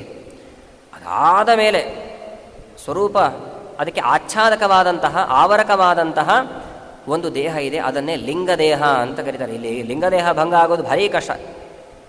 ಹರಿ ಅನುಗ್ರಹವಾದಾಗ ಅವನು ಹರಿತಾನಂತ, ಅದಕ್ಕೆ ಅವನಿಗೆ ಹರಿ. ಶ್ರೀಹರಿ ಏನು ಹರಿಣಿ ಹರಿಮೇಧಸ್ಸಿನಲ್ಲಿ ಅವತಾರ ಮಾಡಿದರು, ಗಜೇಂದ್ರ ಮೋಕ್ಷದಲ್ಲಿ ಕೇಳ್ತೇವೆ ನಾವು. ಆ ಹರಿ ಅವನಿಗೆ ಆ ಹೆಸರು ಯಾಕೆ ಬಂತು ಅನ್ನೋದಕ್ಕೆ ಈ ಒಂದು ಕಾರಣವನ್ನು ಕೂಡ ಕೊಡ್ತಾರೆ. ಬೇರೆ ನಾವೇನಾದರೂ ಹರಿದ್ರೆ ಮತ್ತೆ ಅದನ್ನು ಜೋಡಿಸ್ಲಿಕ್ಕಾಗತ್ತೆ. ಒಂದು ಕಾಗದವನ್ನು ಹರಿದ್ವಿ, ಜೋಡಿಸ್ಲಿಕ್ಕಾಗತ್ತೆ. ಗಮ್ ಹಚ್ಚಿದ್ವು, ಫೆವಿಕಾಲ್ ಹಚ್ಚಿದ್ವು, ಏನಾದರೂ ಮಾಡ್ತೇವೆ. ಬಟ್ಟೆಯನ್ನು ಹರಿದ್ವಿ, ಮತ್ತೆ ಏನಾದರೂ ಮಾಡಿ ಜೋಡಿಸ್ಲಿಕ್ಕಾಗತ್ತೆ ಹೊಲಿಯೋ ಮೂಲಕ ಎಲ್ಲ. ಆದರೆ ಹರಿ ಹರಿದ್ರೆ ಮತ್ತೆ ಜೋಡಿಸ್ಲಿಕ್ಕೆ ಆಗದೇ ಇರೋ ಹಾಗೆ ಹರಿತಾನಂತೆ, ಅದೇ ಲಿಂಗದೇಹ. ಮತ್ತೆ ಯಾರು ಜೋಡಿಸ್ಲಿಕ್ಕಾಗತ್ತೆ? ಲಿಂಗದೇಹವನ್ನು ಭಂಗ ಮಾಡಿ ಮೋಕ್ಷವನ್ನು ಕೊಡ್ತಾನೆ ಸ್ವಾಮಿ ಅಂತ ತಿಳಿಸಿ ಕೊಡ್ತಾರೆ. ಅಂತಹ 3 ದೇಹವನ್ನು, ಸ್ಥೂಲ, ಅನಿರುದ್ಧ, ಲಿಂಗದೇಹವನ್ನು ನಮಗೆ ಕೊಟ್ಟಿದ್ದಾನೆ. ಕೆರೆ ಅಂತ ಯಾಕೆ ಹೇಳಿದರು ಅಂತಂದರೆ, ಕರ್ಮವನ್ನು ಸಂಗ್ರಹ ಮಾಡಬಹುದು. ಕರ್ಮ ಅಂದರೆ ಕರ್ಮ ಈಸ್ ಈಕ್ವಲ್ ಟು ನೀರು ಅಂತ ತಿಳಿಸಿಕೊಟ್ಟಿದ್ದಾರೆ. ಸೇವೆ ಎಲ್ಲ ಮಾಡ್ತಾರೆ, ದೇವಸ್ಥಾನಗಳಿಗೆಲ್ಲ ಬಂದು ಕೃಷ್ಣಾರ್ಪಣ ಅಂತ ನೀರು ಬಿಡ್ರಿ ಅಂತಾರೆ. ನೀರು ಯಾಕೆ ಬಿಡಬೇಕು? ಹಾಲು ಯಾಕೆ ಬಿಡಬಾರ್ದು? ನಾನು ಶ್ರೀಮಂತರಿ, ನಾನು ಹಾಲು ಬಿಡ್ತೀನಿ, ನಾನು ಇನ್ನೂ ಶ್ರೀಮಂತ, ಜೇನುತುಪ್ಪ ಬಿಡ್ತೀನಿ ಹೇಳಬಹುದಲ್ವ? ಹಾಗೆಲ್ಲ ಹೇಳೋ ಹಾಗಿಲ್ಲ. ಯಾಕೆ ಅಂದರೆ ಕರ್ಮ ಅದನ್ನು ನೀರಿಗೆ ಹೋಲಿಸಿದ್ದಾರೆ. ತಸ್ಮಿನ್ನಪೋ ಮಾತರಿಶ್ವಾದದಾತಿ ಉಪನಿಷತ್ತು ಹೇಳುತ್ತೆ. ನಾವು ನೀರನ್ನು ಬಿಡುವಾಗ ಕರ್ಮಗಳನ್ನು ಬಿಟ್ವಿ ಅಂತ ಚಿಂತನೆ ಮಾಡಬೇಕು. ಆ ಕರ್ಮವನ್ನು ಮುಖ್ಯ ಪ್ರಾಣದೇವರು ಪರಮಾತ್ಮನಿಗೆ ಅರ್ಪಣೆ ಮಾಡ್ತಾರೆ, ತಲುಪಿಸ್ತಾರೆ ಅಂತ ಇದೆ. ಹಾಗಾದರೆ ಕೆರೆ ಅಂತಂದರೆ ಕರ್ಮಗಳ ಸಂಗ್ರಹ ಮಾಡಿಟ್ಟುಕೊಳ್ಳುವಂಥ ಒಂದು ಪ್ರದೇಶ. 2ರಲ್ಲಿ ತುಂಬಲಿಕ್ಕೆ ಆಗೋದೇ ಇಲ್ಲ. ಲಿಂಗದೇಹದಲ್ಲಿ, ಸ್ಥೂಲ ಅನಿರುದ್ಧ ಶರೀರದಲ್ಲಿ ನಾವೇನಾದರೂ ಪ್ರಯತ್ನ ಮಾಡಿ ತುಂಬಿಸ್ಲಿಕ್ಕೆ ಆಗೋದಿಲ್ಲ ಸತ್ಕರ್ಮಗಳನ್ನು. ಆದರೆ ಅನಿರುದ್ಧ ಶರೀರದಲ್ಲಿ, ಈ ಶರೀರದಲ್ಲಿ ಸತ್ಕರ್ಮಗಳನ್ನೆಲ್ಲ ಮಾಡಿ ಪುಣ್ಯಗಳನ್ನೆಲ್ಲ ಶೇಖರಣೆ ಮಾಡಿ ಇಟ್ಟುಕೊಂಡು ಸಾಧನೆ ಮಾಡಬಹುದಲ್ವ? ಆದರೆ ಇವನು ತುಂಬಲಿಲ್ಲ. ಅದರಲ್ಲಿ 2 ತುಂಬದು, 1 ತುಂಬಲೇ ಇಲ್ಲ. ಇವನು ತುಂಬಬಹುದಾಗಿತ್ತು, ತುಂಬಲಿಲ್ಲ. ಎಷ್ಟು ಮಾರ್ಮಿಕವಾಗಿ ಹೇಳ್ತಾರೆ ನೋಡಿ. ಅದನ್ನೆಲ್ಲ ಚಿಂತನೆ ಮಾಡ್ತಾರೆ ಭಿಕ್ಷು. ಮನಸ್ಸಿಗೂ ಆತ್ಮನಿಗೂ ಶರೀರಕ್ಕೂ ವ್ಯತ್ಯಾಸ ಇದೆ. ಈ ವ್ಯತ್ಯಾಸವನ್ನು ಅನೇಕ ಜನ ತಿಳಿಬೇಕು. ದೇಹ ಕಾರಣ ಅಲ್ಲ, ಈ ಜನ ಕಾರಣ ಅಲ್ಲ, ಗ್ರಹಗಳು ಕಾರಣ ಆಗಿರಬಹುದಲ್ವ? ಗ್ರಹಗಳೂ ಕಾರಣ ಅಲ್ಲ ಅಂತಂತಾನವನು. ಗ್ರಹೈಹಿ ಗ್ರಹಸ್ಯೈವ ಭವಂತಿ ಪೀಡಾಃ ಕ್ರುಧ್ಯೇತ ಕಸ್ಮೈ ಪುರುಷಸ್ತಸೋ ತಥೋನ್ಯಃ. ಗ್ರಹಗಳಾದರೂ ಕಾರಣ ಆಗಿರಬಹುದಲ್ವ? ಅಂದರೆ ಇವತ್ತಿನ ನನ್ನ ಈ ದುಸ್ಥಿತಿಗೆ ಗ್ರಹಗಳು ಕಾರಣ ಆಗಿರಬಹುದಾ ಅಂತಂದರೆ ಗ್ರಹಗಳು ಕಾರಣವಾಗೋದಿಲ್ಲ. ವಸ್ತುತಃ ಗ್ರಹಗಳೇನಾದರೂ ಬಂದು ನಮಗೆ ತೊಂದರೆಯನ್ನು ಕೊಡುತ್ತೆ ಅಂದರೆ ಅದನ್ನು ಹೆಂಗೆ ಚಿಂತನೆ ಮಾಡಿ ಅಂತಂದಿದ್ದಾರೆ ಅಂದರೆ, ನಮಗೆ ಅನುಕೂಲ ಮಾಡಿಕೊಡ್ಲಿಕ್ಕೇನೆ ಗ್ರಹಗಳು ಬಂದಿದ್ದಾವೆ ಅಂತ ತಿಳ್ಕೊಳ್ಬೇಕು. ಉದಾಹರಣೆಗೆ 7:30 ಶುರುವಾಯಿತು, ಶನಿಯ ಕಾಟ ಇದೆ ನಮಗೆ ಅಂತೆಲ್ಲ ಅಂತಾರೆ ನೋಡಿ. ವಸ್ತುತಃ ಸೂಚನೆ ಕೊಡಲಿಕ್ಕಾಗಿ ಅವರು ಬಂತಾರೆ. ತೊಂದರೆ ಕೊಡೋದು ಅಂತಂದರೆ ಸೂಚನೆ ಕೊಡುವ ಉದ್ದೇಶದಿಂದ. ಈ ಮಾರ್ಗದಲ್ಲಿ ಹೋಗ್ತಾ ಇರ್ತೀವಿ, ಮಾರ್ಗದಲ್ಲಿ ಹೋಗುವಾಗ ಹಂಸಗಳನ್ನೆಲ್ಲ ಹಾಕಿರ್ತಾರೆ ನೋಡಿ. ನಮಗೆ ತೊಂದರೆ ಕೊಡಬೇಕು ಅಂತ ಹಾಕಿರ್ತಾರೆ, ಅದೇನಾದರೂ ನಮ್ಮ ರಕ್ಷಣೆ ಮಾಡಬೇಕು ಅಂತಲೇ ಹಾಕಿರ್ತಾರೆ. ಎಚ್ಚರಿಸಲಿಕ್ಕಾಗಿ ಹಂಪುಗಳನ್ನು ಹಾಕಿರ್ತಾರೆ. ವೇಗವಾಗಿ ಹೋಗಬೇಡಿ, ನಿಧಾನವಾಗಿ ಚಲಿಸಿ ಅನ್ನೋ ಅಭಿಪ್ರಾಯದಲ್ಲಿ ಹಂಪುಗಳನ್ನು ಹಾಕಿರ್ತಾರೆ. ರೋಡ್ ಬ್ರೇಕರ್ಗಳೆಲ್ಲ ಇರುತ್ತಲ್ಲ ಆ ಅಭಿಪ್ರಾಯದ ಹಾಗೇನೆ ಗ್ರಹಗಳು ನಮಗೆ ಸೂಚನೆ ಕೊಡುವ ಅಭಿಪ್ರಾಯದಲ್ಲಿ ತೊಂದರೆಗಳು ಕೊಡ್ತಾವೆ ಹೊರತು ನಿಜವಾಗ್ಲೂ ನಮಗೆ ತೊಂದರೆ ಕೊಡೋಲಿಕ್ಕೆ ಅವುಗಳು ಬರೋದಿಲ್ಲ. ಹಾಗಾಗಿ ನಮಗೆ ತೊಂದರೆ ಏನಾದರೂ ಆಯಿತು ಅಂದರೆ ಅದಕ್ಕೆ ಕಾರಣ ಯಾರು ಅಂತಂದರೆ ಬೇರೆ ಯಾರೂ ಅಲ್ಲ, ನಮ್ಮ ಮನಸ್ಸು ಅಂತಲೇ ಚಿಂತನೆ ಮಾಡ್ತಾ ಇದ್ದ ಅವನು. ಹೀಗೆ ಚಿಂತನೆ ಮಾಡ್ತಾ ಮಾಡ್ತಾ ದೇವರ ಅನುಗ್ರಹದಿಂದ ಅವನು ಉತ್ತಮವಾದಂಥ ಲೋಕಕ್ಕೆ ಹೋದಂತೆ ನೋಡಿ. ಇಂಥ ಅದ್ಭುತವಾದಂಥ ವಿಷಯವನ್ನು ಕೃಷ್ಣ ಪರಮಾತ್ಮ ತಿಳಿಸ್ತಾನೆ. ಈ ಅಂಶವನ್ನು ತಿಳಿಸಿ, ಯಾರು ಈ ಭಿಕ್ಷುಗೀತೆಯನ್ನು ಭಕ್ತಿಯಿಂದ ಕೇಳ್ತಾರೋ ಅವರಿಗೇನು ಫಲ ಬರುತ್ತೆ ಅಂತ ಹೇಳ್ತಾನೆ ಪರಮಾತ್ಮ. ಯ ಏತಾಂ ಭಿಕ್ಷುಣಾ ಗೀತಾಂ ಬ್ರಹ್ಮನಿಷ್ಠಾಂ ಸಮಾಹಿತಃ ಧಾರಯನ್ ಶ್ರಾವಯನ್ ಶೃಣ್ವನ್ ದ್ವಂದ್ವೈಃ ನೈವಾಭಿಭೂಯತೆ. ಯಾರು ಕೇಳ್ತಾರೋ, ಪುರಾಣ ಹೇಳಿಸುವಂಥ ವ್ಯವಸ್ಥೆ ಮಾಡ್ತಾರೋ, ಹೇಳ್ತಾರೋ ಅವರಿಗೆಲ್ಲ ಒಂದು ಅನುಕೂಲ. ಏನು ಅನುಕೂಲ ಅಂತಂದರೆ ಸದಾ ಕಾಲದಲ್ಲಿ ದೇವರ ಅನುಗ್ರಹಕ್ಕೆ ಅವರು ಪಾತ್ರರಾಗ್ತಾರಂತೆ. ಇನ್ನೊಂದು ಫಲವನ್ನು ಹೇಳಿದ್ದಾರೆ, ಸುಖ ದುಃಖಾದಿಗಳ ವಿಷಯದಲ್ಲಿ ಪೀಡೆ ಒಳಗಾಗೋದಿಲ್ಲ. ನನಗೆ ಸುಖ ಬಂದಿದೆನೋ ದುಃಖ ಬಂದಿದೆನೋ ಇವುಗಳನ್ನು ಅರಿಯೋದರಲ್ಲೂ ಕೂಡ ಅವರು ದ್ವಂದ್ವಕ್ಕೆ ಒಳಗಾಗೋದಿಲ್ಲ. ಅಂದರೆ ಏನರ್ಥ? ಈಗ ಬೌದ್ಧರ ಪ್ರಕಾರ ಸುಖವೂ ದುಃಖಕ್ಕೆ ಕಾರಣ ಅಂತ ಹೇಳ್ತಾರೆ ಅವರು. ವಸ್ತುತಃ ಸುಖವೂ ದುಃಖಕ್ಕೆ ಕಾರಣ ಬೌದ್ಧರು ಹೇಳ್ತಾರೆ. ಅದು ಸುಖ ಹೆಂಗ್ರಿ ದುಃಖಕ್ಕೆ ಕಾರಣ ಆಗತ್ತೆ? ದುಃಖ ದುಃಖಕ್ಕೆ ಕಾರಣ ಆಗತ್ತೆ ಅಂದರೆ ನಂಬಬಹುದು, ಸುಖ ದುಃಖಕ್ಕೆ ಹೆಂಗೆ ಕಾರಣ ಆಗತ್ತೆ? ಉದಾಹರಣೆಗೆ ಇವತ್ತು ಮಧ್ಯಾಹ್ನ ಪ್ರಾಯಶಃ ನೀವೆಲ್ಲ ಮಾವಿನ ಹಣ್ಣು ಸೀಕರಣೆ ತಿಂದಿದ್ದೀರಿ ಅಲ್ಲ, ಬೆಳಗ್ಗೆ ಮಾತನಾಡ್ತಾ ಇದ್ರು. ಮಾವಿನ ಹಣ್ಣು ಸೀಕರಣೆ ತಿಂದಿದ್ದೀರಿ, ತಿನ್ನುವಾಗ ಸಂತೋಷ ಅಲ್ವಾ? ಬೌದ್ಧರು ಹೇಳ್ತಾರೆ ಅದು ದುಃಖಕ್ಕೆ ಕಾರಣ. ಅದು ಹೆಂಗೆ ದುಃಖಕ್ಕೆ ಕಾರಣ? ತಿನ್ನುವಾಗ ಸುಖ ಇತ್ತು, ಇವಾಗ ನೆನೆಸ್ಕೊಂಡ್ರೆ ಅಯ್ಯೋ ತಿಂದ್ಬಿಟ್ವಲ್ಲ ಬೇಕು ಅಂತ ಇವಾಗ ಅನಿಸುತ್ತೆ. ತಿನ್ನುವಾಗ ಯಾವುದು ಸುಖ ಆಗಿರುತ್ತೋ ಬೇರೆ ಸಮಯದಲ್ಲಿ ಅದನ್ನು ನೆನೆಸ್ಕೊಂಡಾಗ ಅದು ದುಃಖಕ್ಕೆ ಕಾರಣ ಆಯಿತೋ ಇಲ್ವೋ? ಒಂದು ಸುಂದರವಾದಂಥ ಪ್ರದೇಶಕ್ಕೆ ಹೋಗಿದ್ದೀರಿ, ಆ ಪರಿಸರವನ್ನು ನೋಡುವಾಗ ಸಂತೋಷವಾಯಿತು, ಅದು ದುಃಖಕ್ಕೆ ಕಾರಣ. ಬೌದ್ಧರು ಹೇಳ್ತಾರೆ ಯಾಕೆ ಅಂತಂದರೆ ಆವಾಗ ಸುಖ ಕೊಡ್ಬೋದು, ಅದು ಸ್ವಲ್ಪ ಹೊತ್ತಾದ ಮೇಲೆ ಅಯ್ಯೋ ಆ ಪರಿಸರ ನಮ್ಮ ಜೊತೆಗೆ ಇವಾಗ ಇಲ್ಲವಲ್ಲ ಅಂತ ದುಃಖ ಪಡ್ತೇವೆ. ಹೀಗೆ ಪ್ರತಿಯೊಂದು ಕೂಡ ದುಃಖಕ್ಕೆ ಕಾರಣವಾಗಬಹುದು. ಆದರೆ ಯಾರು ಭಿಕ್ಷುಗೀತೆಯನ್ನು ಶ್ರದ್ಧಾಭಕ್ತಿಯಿಂದ ಕೇಳ್ತಾರೋ ಅವರಿಗೆ ಇಂತಹ ದ್ವಂದ್ವಗಳು ಬರಲಿಕ್ಕೆ ಸಾಧ್ಯ ಇಲ್ಲ ಅಂತ ಪರಮಾತ್ಮ ತಿಳಿಸಿಕೊಟ್ಟಿದ್ದಾನೆ. ಇದಾದ ನಂತರದಲ್ಲಿ ಏಕಾದಶ ಸ್ಕಂದದ ಕೊನೆಯ ಭಾಗದಲ್ಲಿ ಕೃಷ್ಣ ಪರಮಾತ್ಮ ಉದ್ಧವನಿಗೆ ತಿಳಿಸಿಕೊಡ್ತಾನೆ, ಯಾದವರೆಲ್ಲ ಏನಿದ್ದಾರೆ, ಇನ್ನೇನು ನಾನು ಅವತಾರ ಕಾರ್ಯ ಮುಗಿಸಿದ ನಂತರದಲ್ಲಿ ಕಲಿಯುಗ ಪ್ರಾರಂಭವಾಗುತ್ತೆ. ಕಲಿಯುಗದಲ್ಲಿ ಸಾತ್ವಿಕರಾಗಿರ್ತಕ್ಕಂಥ ಯಾದವರು ಇರಬಾರದು. ಅದಕ್ಕಾಗಿ ಯಾದವರನ್ನೆಲ್ಲ ಪ್ರಭಾಸ ಕ್ಷೇತ್ರಕ್ಕೆ ಕರ್ಕೊಂಡು ಹೋಗು. ಈ ದ್ವಾರಕಾಪಟ್ಟಣ ಏನಿದೆ ಸಮುದ್ರದಿಂದ ಆವೃತವಾಗತ್ತೆ ಅಂತ ಕೃಷ್ಣ ಪರಮಾತ್ಮ ಮೊದಲೇ ಹೇಳಿದ್ದ. ನೋಡಿ, ಪುರಾಣಗಳೆಲ್ಲ ಎಷ್ಟು ಕರಾರುವಾಕ್ಕಾಗಿದೆ ಅನ್ನೋದನ್ನು ಸ್ಪಷ್ಟವಾಗಿ ನಾವು ತಿಳಿಬೇಕು. ಇವಾಗಲೂ ಕೂಡ ಗೂಗಲ್ ಮಾಡಿದರೆ ಸಮುದ್ರದ ಆಳದಲ್ಲಿ ಕೃಷ್ಣ ಪರಮಾತ್ಮನ ಮಂದಿರಗಳೆಲ್ಲ ಹೇಗಿತ್ತು ಅನ್ನೋದನ್ನು ಚಿತ್ರಣ ಮಾಡಿಕೊಂಡು ಬಂದಿದ್ದಾರೆ. ಆ ಚಿತ್ರಗಳೆಲ್ಲ ಸಿಗತ್ತೆ ನಮಗೆ ಗೂಗಲ್ಗಳಲ್ಲೆಲ್ಲ. ಎಷ್ಟು ಕರಾರುವಕ್ಕಾಗಿ ಹೇಳಿದ್ದಾರೆ ಅನ್ನೋದು ತಿಳಿಯುತ್ತೆ ನಮಗೆ. ಮೊದಲೇ ಹೇಳ್ದ ದ್ವಾರಕ ಎಲ್ಲ ಆವೃತವಾಗುತ್ತೆ ಸಮುದ್ರದಿಂದ, ಯಾದವರೆಲ್ಲರೂ ಕೂಡ ಪ್ರಭಾಸ ಕ್ಷೇತ್ರಕ್ಕೆ ಹೋಗಲಿ ಅಂತ ಪರಮಾತ್ಮನ ಸಂಕಲ್ಪ ಇತ್ತು. ಅದೇ ರೀತಿಯಾಗಿ ಆಗಿದೆ. ಎಲ್ಲ ಯಾದವರು ಕೂಡ ಪರಸ್ಪರವಾಗಿ ಬಡದಾಡಿಕೊಂಡು ಪ್ರಾಣ ಬಿಡಬೇಕು ಅನ್ನುವಂಥದ್ದು ಪರಮಾತ್ಮನ ಸಂಕಲ್ಪವಾಗಿತ್ತು. ಅದಕ್ಕೆ ಒಂದು ಪ್ರಸಂಗ ನೀವೆಲ್ಲ ಕೇಳಿದ್ದೀರಿ. ಜಾಂಬವತಿಗೆ ಒಂದು ಗರ್ಭಿಣಿಯ ಒಂದು ವೇಷವನ್ನು ಹಾಕಿಸಿ ಸಪ್ತರ್ಷಿಗಳಿಗೆಲ್ಲ ಹೋಗಿ ಇವಳಲ್ಲಿ ಹುಟ್ಟುವಂಥ ಮಗು ಗಂಡೋ ಹೆಣ್ಣೋ ಅಂತ ಹೇಳ್ರಿ ಅಂತ ಪರೀಕ್ಷೆ ಮಾಡಿದರು.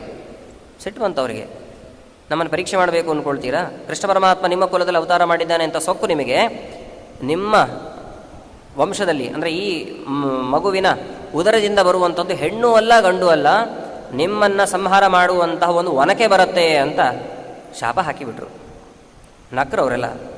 ಒನಕೆ ಬರುತ್ತಂತ, ಒನಕೆ ಇವರು ಸಪ್ತರ್ಷಿಗಳು ಇವ್ರ ಪೂಜೆ ನಾವು ಮಾಡಬೇಕು ಅಂತಂದು ಬೈಕೊಂಡು ಬಂದು ಸೀರೆ ಏನೋ ಉಡಿಸಿದ್ರು ಅದನ್ನು ಬಿಚ್ತಾರೆ, ಒಳಗಡೆಯಿಂದ ಒನಕೆ ಬಿತ್ತು. ಬಟ್ಟೆಯಿಂದ ಒನಕೆ ತಯಾರಾದದ್ದು ಕಂಡಿದ್ದೀರಾ ನೀವು? ಕಬ್ಬಿಣದ ಒನಕೆ ಅಥವಾ ಕಟ್ಟಿಗೆ ಒನಕೆ ಇರುತ್ತೆ ಮನೆಗಳಲ್ಲಿ, ಬಟ್ಟೆಯಿಂದ ಒನಕೆ ಇರುತ್ತೇನು? ಸಾಧ್ಯ ಇಲ್ಲ. ಭವಭೂತಿ ಉತ್ತರರಾಮಚರಿತ್ರೆಯಲ್ಲಿ ಹೇಳ್ತಾನೆ, ಋಷೀಣಾಂ ಪುನರಾದ್ಯಾನಾಂ ವಾಚಮರ್ಥೋನುದಾವತಿ. ಋಷಿಗಳು ಜ್ಞಾನಿಗಳು ಏನಾದರೂ ಹೇಳಿದರೆ ಪದಾರ್ಥಗಳು ಓಡೋಡಿ ಬರುತ್ತೆ ಅಂತ. ಒನಕೆ ಬಂತು ಅಲ್ಲಿ, ಇವರಿಗೆ ಭಯ ಆಯಿತು. ಆ ಒನಕೆಯನ್ನು ಸಂಪೂರ್ಣವಾಗಿ ನಾಶ ಮಾಡೋಣ ಅಂತಂದು ಸಮುದ್ರದ ತೀರಕ್ಕೆ ಹೋಗಿ ಒಂದು ಕಲ್ಲು ಬಂಡೆಯಲ್ಲಿ ಚೆನ್ನಾಗಿ ತಿಕ್ಕಿದ್ರು, ಸಂಪೂರ್ಣವಾಗಿ ನಾಶ ಮಾಡಿಬಿಟ್ರು. ಒನಕೆ ಇಲ್ಲ, ನಾವು ಹೇಗೆ ಪರಸ್ಪರವಾಗಿ ಸಾಯ್ತೇವೆ ಅದು ಇಲ್ಲವೇ ಇಲ್ಲ, ಶಾಪ ಎಲ್ಲ ನಾಶವಾಯಿತು ಅಂತ ಅಂದ್ಕೊಂಡ್ರು. ಆದರೆ ಪರಮಾತ್ಮನ ಸಂಕಲ್ಪದಂತೆ ಆ ವನಕ್ಕೆ ಏನಿದೆ ದ್ರವ ರೂಪವನ್ನು ಪಡೆದುಕೊಂಡು ದರ್ಬೆಗಳಾಗಿ ಬೆಳೆದಿತ್ತಂತೆ. ಒಂದು ಸಮಯದಲ್ಲಿ ಪರಸ್ಪರವಾಗಿ ಪಾನಮತ್ತರಾಗಿ ಮಾತನಾಡ್ತಾ ಇದ್ದಾರೆ, ತಮಾಷೆ ಮಾಡಿಕೊಳ್ತಾ ಇದ್ದಾರೆ ಪರಸ್ಪರವಾಗಿ. ಅದು ವಿಕೋಪಕ್ಕೆ ಹೋಗಿ ದರ್ಬೆಗಳೇನೆ ಖಡ್ಗಗಳಾಗಿ ಬದಲಾಯಿತಂತೆ. ನೋಡಿ, ದರ್ಬೆಯಿಂದ ಪರಸ್ಪರವಾಗಿ ಬಡದಾಡ್ಕೊಂಡು ಪ್ರಾಣ ಬಿಡಲಿಕ್ಕಾಗತ್ತೇನು? ಅಂದರೆ ಪರಮಾತ್ಮನ ಸಂಕಲ್ಪದಂತೆ ಆ ದರ್ಬೆಗಳು ಖಡ್ಗಗಳ ರೀತಿಯಾಗಿ ಬದಲಾಗಿತ್ತು, ಪರಸ್ಪರವಾಗಿ ಬಡದಾಡಿಕೊಂಡು ಅವರೆಲ್ಲ ಪ್ರಾಣ ಕಳ್ಕೊಂಡು.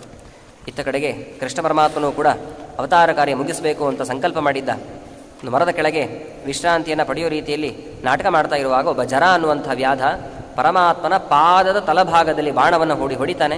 ಜಿಂಕೆ ಅಂತ ಅಂದುಕೊಂಡಂತೆ ಓಡಿ ಬಂದು ನೋಡ್ತಾ ಕೃಷ್ಣ ಪರಮಾತ್ಮ ತುಂಬ ವ್ಯಥೆಗೊಳ್ತಾನೆ. ಸ್ವಾಮಿ ಎಂಥ ಅನಾಹುತ ಆಯಿತು, ಸಾಮಾನ್ಯ ಸಾತ್ವಿಕರಿಗೇನೆ ತೊಂದರೆ ಕೊಟ್ಟರೆ ನರಕಾದಿ ಲೋಕಗಳು ಅಂತಿದೆ, ದೇವದೇವೋತ್ತಮ ದೇವತಾ ಸಾರ್ವಭೌಮ ನೀನು, ನಿನಗೆ ನಾನು ತೊಂದರೆ ಕೊಟ್ಟಿದ್ದೀನಿ ಅಂತಂದು ಎಂಥ ಒಂದು ದುರ್ಗತಿ ಬರಬಹುದು, ನನಗೆ ಕ್ಷಮ ಮಾಡು ಸ್ವಾಮಿ ಅಂತ ಪ್ರಾರ್ಥನೆ ಮಾಡಿದಾಗ ಪರಮಾತ್ಮ ಹೇಳ್ತಾನೆ, ನನ್ನ ಸಂಕಲ್ಪಕ್ಕೆ ಸರಿಯಾಗಿ ಮಾಡಿದ್ದೀನಿ, ನೀನು ಅಂದುಕೊಂಡದಕ್ಕೆ ಆಯಿತು ಅಂತ ಅಂದ್ಕೊಳ್ಬೇಡ, ನಾನೇನೆ ನಿನ್ನ ಮೂಲಕ ಬಾಣವನ್ನು ಹೊಡೆಸಿಕೊಂಡಿದ್ದೇನೆ, ನಿನಗೆ ಅನುಗ್ರಹವನ್ನೇ ಮಾಡ್ತೇನೆ ಅಂತಂದು ಅವನಿಗೆ ಅನುಗ್ರಹವನ್ನೇ ಮಾಡಿದ್ದಾನಂತೆ. ಆ ಸಮಯದಲ್ಲಿ ದಾರುಕ ಅನ್ನುವಂಥ ಒಬ್ಬ ದ್ವಾರಪಾಲಕನೂ ಬಂದ. ದ್ವಾರಪಾಲಕ ಅಥವಾ ಸಾರಥಿ ಅಂತ ಕೂಡ ಕರೀತಾರವನ್ನ, ಕೃಷ್ಣ ಪರಮಾತ್ಮನ ಸಾರಥಿ. ದಾರುಕ ಬಂದಾಗ ಕೃಷ್ಣ ಪರಮಾತ್ಮ ವಿಶೇಷವಾಗಿ ಅವನಿಗೂ ಕೂಡ ಆದೇಶವನ್ನು ಮಾಡ್ತಾನೆ, ಪಾಂಡವರಿಗೆಲ್ಲ ಕೃಷ್ಣ ಪರಮಾತ್ಮ ಅವತಾರ ಕಾರ್ಯ ಮುಗಿಸಿದ್ದಾನೆ ಅನ್ನುವಂಥ ಸಂದೇಶವನ್ನು ತಲುಪಿಸು ಅಂತ. ಭಾರಿ ದುಃಖ ಅವನಿಗೂ ಕೂಡ, ಕೃಷ್ಣ ಪರಮಾತ್ಮನ ಅಗಲಿಕೆಯನ್ನು ತಳಿಲಿಕ್ಕೆ ಆಗಲಿಲ್ಲ ಅವನಿಗೆ, ಏನೂ ಮಾಡೋ ಹಾಗಿಲ್ಲ ದೇವರ ಸಂಕಲ್ಪ ಅಂತಂದು ಪರಮಾತ್ಮನ ಆದೇಶದಂತೆ ಅವನು ನೇರವಾಗಿ ಬಂದು ಪಾಂಡವರಿಗೆಲ್ಲ ವಿಷಯ ಮುಟ್ಟಿಸಿದ. ಅರ್ಜುನನ್ನು ಕೂಡ ಆರಂಭದಲ್ಲೇ ತಿಳಿಸಿಕೊಟ್ಟಿದ್ದಾನೆ. ಭಾಗವತದ ಪ್ರಥಮ ಸ್ಕಂದದಲ್ಲಿ ನೀವು ಕೇಳಿದ್ದೀರಿ, ಕೃಷ್ಣ ಪರಮಾತ್ಮ ಅರ್ಜುನ ಒಟ್ಟಿಗೆ ಹೋದರು, ಬರುವಾಗ ಮಾತ್ರ ಅರ್ಜುನ ಬಂದ. ವಂಚಿತೋಹಂ ಮಹಾರಾಜ ಹರಿಣ ಬಂಧುರೂಪಿಣ, ಪರಮಾತ್ಮ ಅವತಾರ ಕಾರ್ಯ ಮುಗಿಸಿದ ಅಂತಂದಾಗ ಆಯಿತು ನಾವು ಇಲ್ಲಿರೋದು ಬೇಡ ಅಂತ ಅವರು ಎಲ್ಲ ಹೊರಟರು, ಉತ್ತರ ದಿಕ್ಕಿನ ಕಡೆಗೆ ಮಹಾಪ್ರಸ್ಥಾನಕ್ಕೆ ಹೊರಟರು.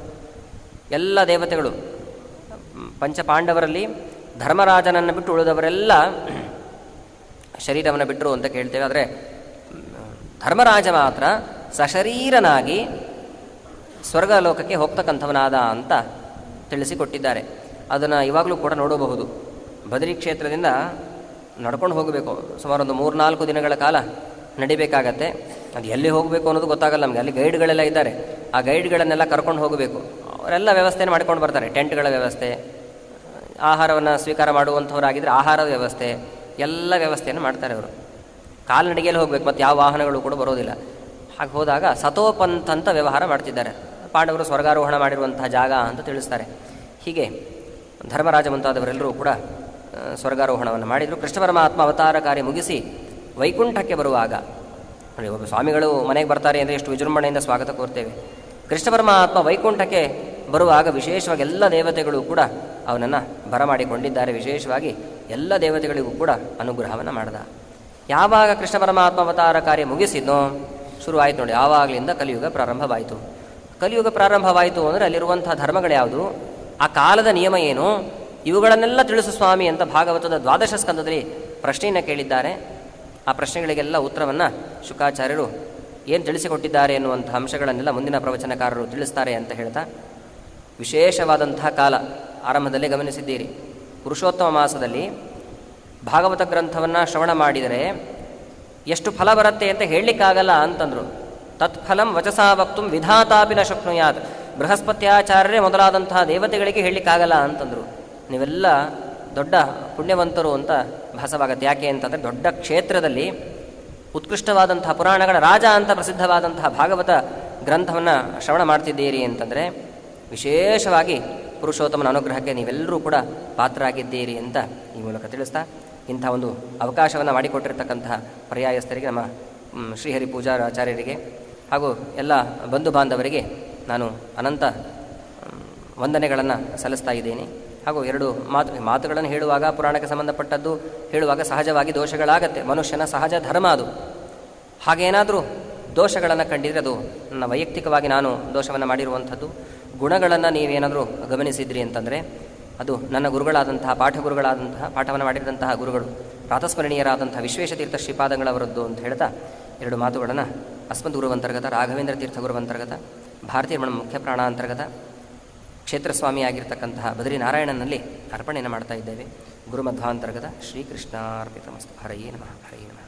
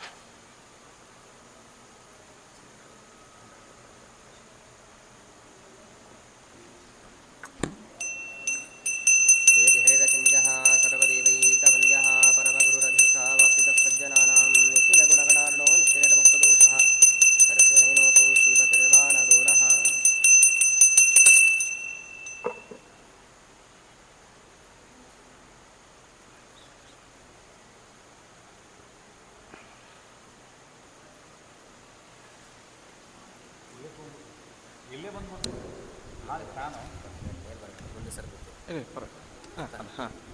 ಅಲ್ಲೇ ಮುಂದೆ ಹಾಂ. ಶ್ರೀ ಗುರುಭ್ಯೋ ನಮಃ. ಹರಿ ಓಂ. ಅಧಿಕ ಮಾಸದ ಅಂಗವಾಗಿ ನಡೀತಾ ಇರುವಂತಹ ಈ ಒಂದು ಭಾಗವತ ಜ್ಞಾನಸತ್ರದಲ್ಲಿ 11 ಸ್ಕಂದಗಳ ಚಿಂತನೆ ಎಂಬುದು ಇಲ್ಲಿಗೆ ಮುಕ್ತಾಯವಾಗಿರುತ್ತದೆ. ಈ ಒಂದು 11ನೇ ಅಧ್ಯಾಯದ ಉತ್ತರಾರ್ಧದ ಚಿಂತನೆಯನ್ನು ಗಂಗಾವತಿಯ ವಿದ್ವಾಂಸರಾದಂತಹ ವಾಗೀಶಾಚಾರ್ಯರು ಚೆನ್ನಾಗಿ ನಡೆಸಿಕೊಟ್ಟಿದ್ದಾರೆ. ಸಾಮಾನ್ಯವಾಗಿ ಏಕಾದಶಿ ಸ್ಕಂದವನ್ನು ಪ್ರವಚನ ಮಾಡೋದಂದರೆ ಕಷ್ಟ. ಏಕಾದಶಿ ಸ್ಕಂದವನ್ನು ಅರ್ಥವಾಗುವಂಥ ಪ್ರವಚನ ಮಾಡೋದು ಇನ್ನೂ ಕಷ್ಟ. ಯಾಕೆಂದರೆ ಕೆಲವೊಂದು ಪ್ರವಚನ 2 ರೀತಿ ಇರುತ್ತೆ. ಪ್ರವಚನ ಮಾಡಿಬಿಡ್ತಾರೆ, ಅದು ಅರ್ಥ ಆಗಿರೋದಿಲ್ಲ, ಕೆಲವೊಮ್ಮೆ ಅರ್ಥ ಆಗಿರುತ್ತೆ. ಹಾಗೆ ಏಕಾದಶಿ ಸ್ಕಂದವನ್ನು ಉತ್ತಮವಾಗಿ ಪ್ರತಿಯೊಬ್ಬ ಜಿಜ್ಞಾಸಿಗಳಿಗೂ ಕೂಡ ಮನಮುಟ್ಟುವಂತೆ ಸುಲಭವಾದಂತಹ ಶೈಲಿಯಲ್ಲಿ ನಮ್ಮ ಪ್ರತಿನಿತ್ಯದ ದೈನಂದಿನ ಜೀವನದಲ್ಲಿ ಬರುವಂತಹ ಒಂದು ದೃಷ್ಟಾಂತಗಳನ್ನು ಕೊಟ್ಟು ಆಚಾರ್ಯರು ಚೆನ್ನಾಗಿ ವರ್ಣನೆ ಮಾಡಿದ್ದಾರೆ. ಹೀಗೆ ಏಕಾದಶಿ ಸ್ಕಂದದ ಪ್ರಾರಂಭದ ಪೂರ್ವಾರ್ಧದ ಚಿಂತನೆಯನ್ನು ವಿದ್ವಾಂಸರಾದಂತಹ ರಘುತ್ತಮಾಚಾರ್ಯ ನಾಗಸಂಪಿಗೆ ನಡೆಸಿಕೊಟ್ಟಿದ್ದಾರೆ. ಉತ್ತರಾರ್ಧದ ಚಿಂತನೆಯನ್ನು ವಾಗೀಶಾಚಾರ್ಯರು ನಡೆಸಿಕೊಟ್ಟಿದ್ದಾರೆ. ಅಂತಹ ಆಚಾರ್ಯರಿಗೆ ನಮ್ಮ ನಿಮ್ಮೆಲ್ಲರ ಪರವಾಗಿ ಸಾಷ್ಟಾಂಗ ನಮಸ್ಕಾರ ಪೂರ್ವಕ ಧನ್ಯವಾದಗಳು. ಆಚಾರ್ಯರಿಗೆ ಮಠದ ಗೌರವವನ್ನು ಸಲ್ಲಿಸಬೇಕು ಅಂತ ಅರ್ಚಕವಂಶೀಯರಾದಂತಹ ಜಯರಾಮಾಚಾರ್ಯ ಪೂಜಾರಿಯವರಲ್ಲಿ ಕೇಳ್ಕೊಳ್ತಾ ಇದ್ದೆ.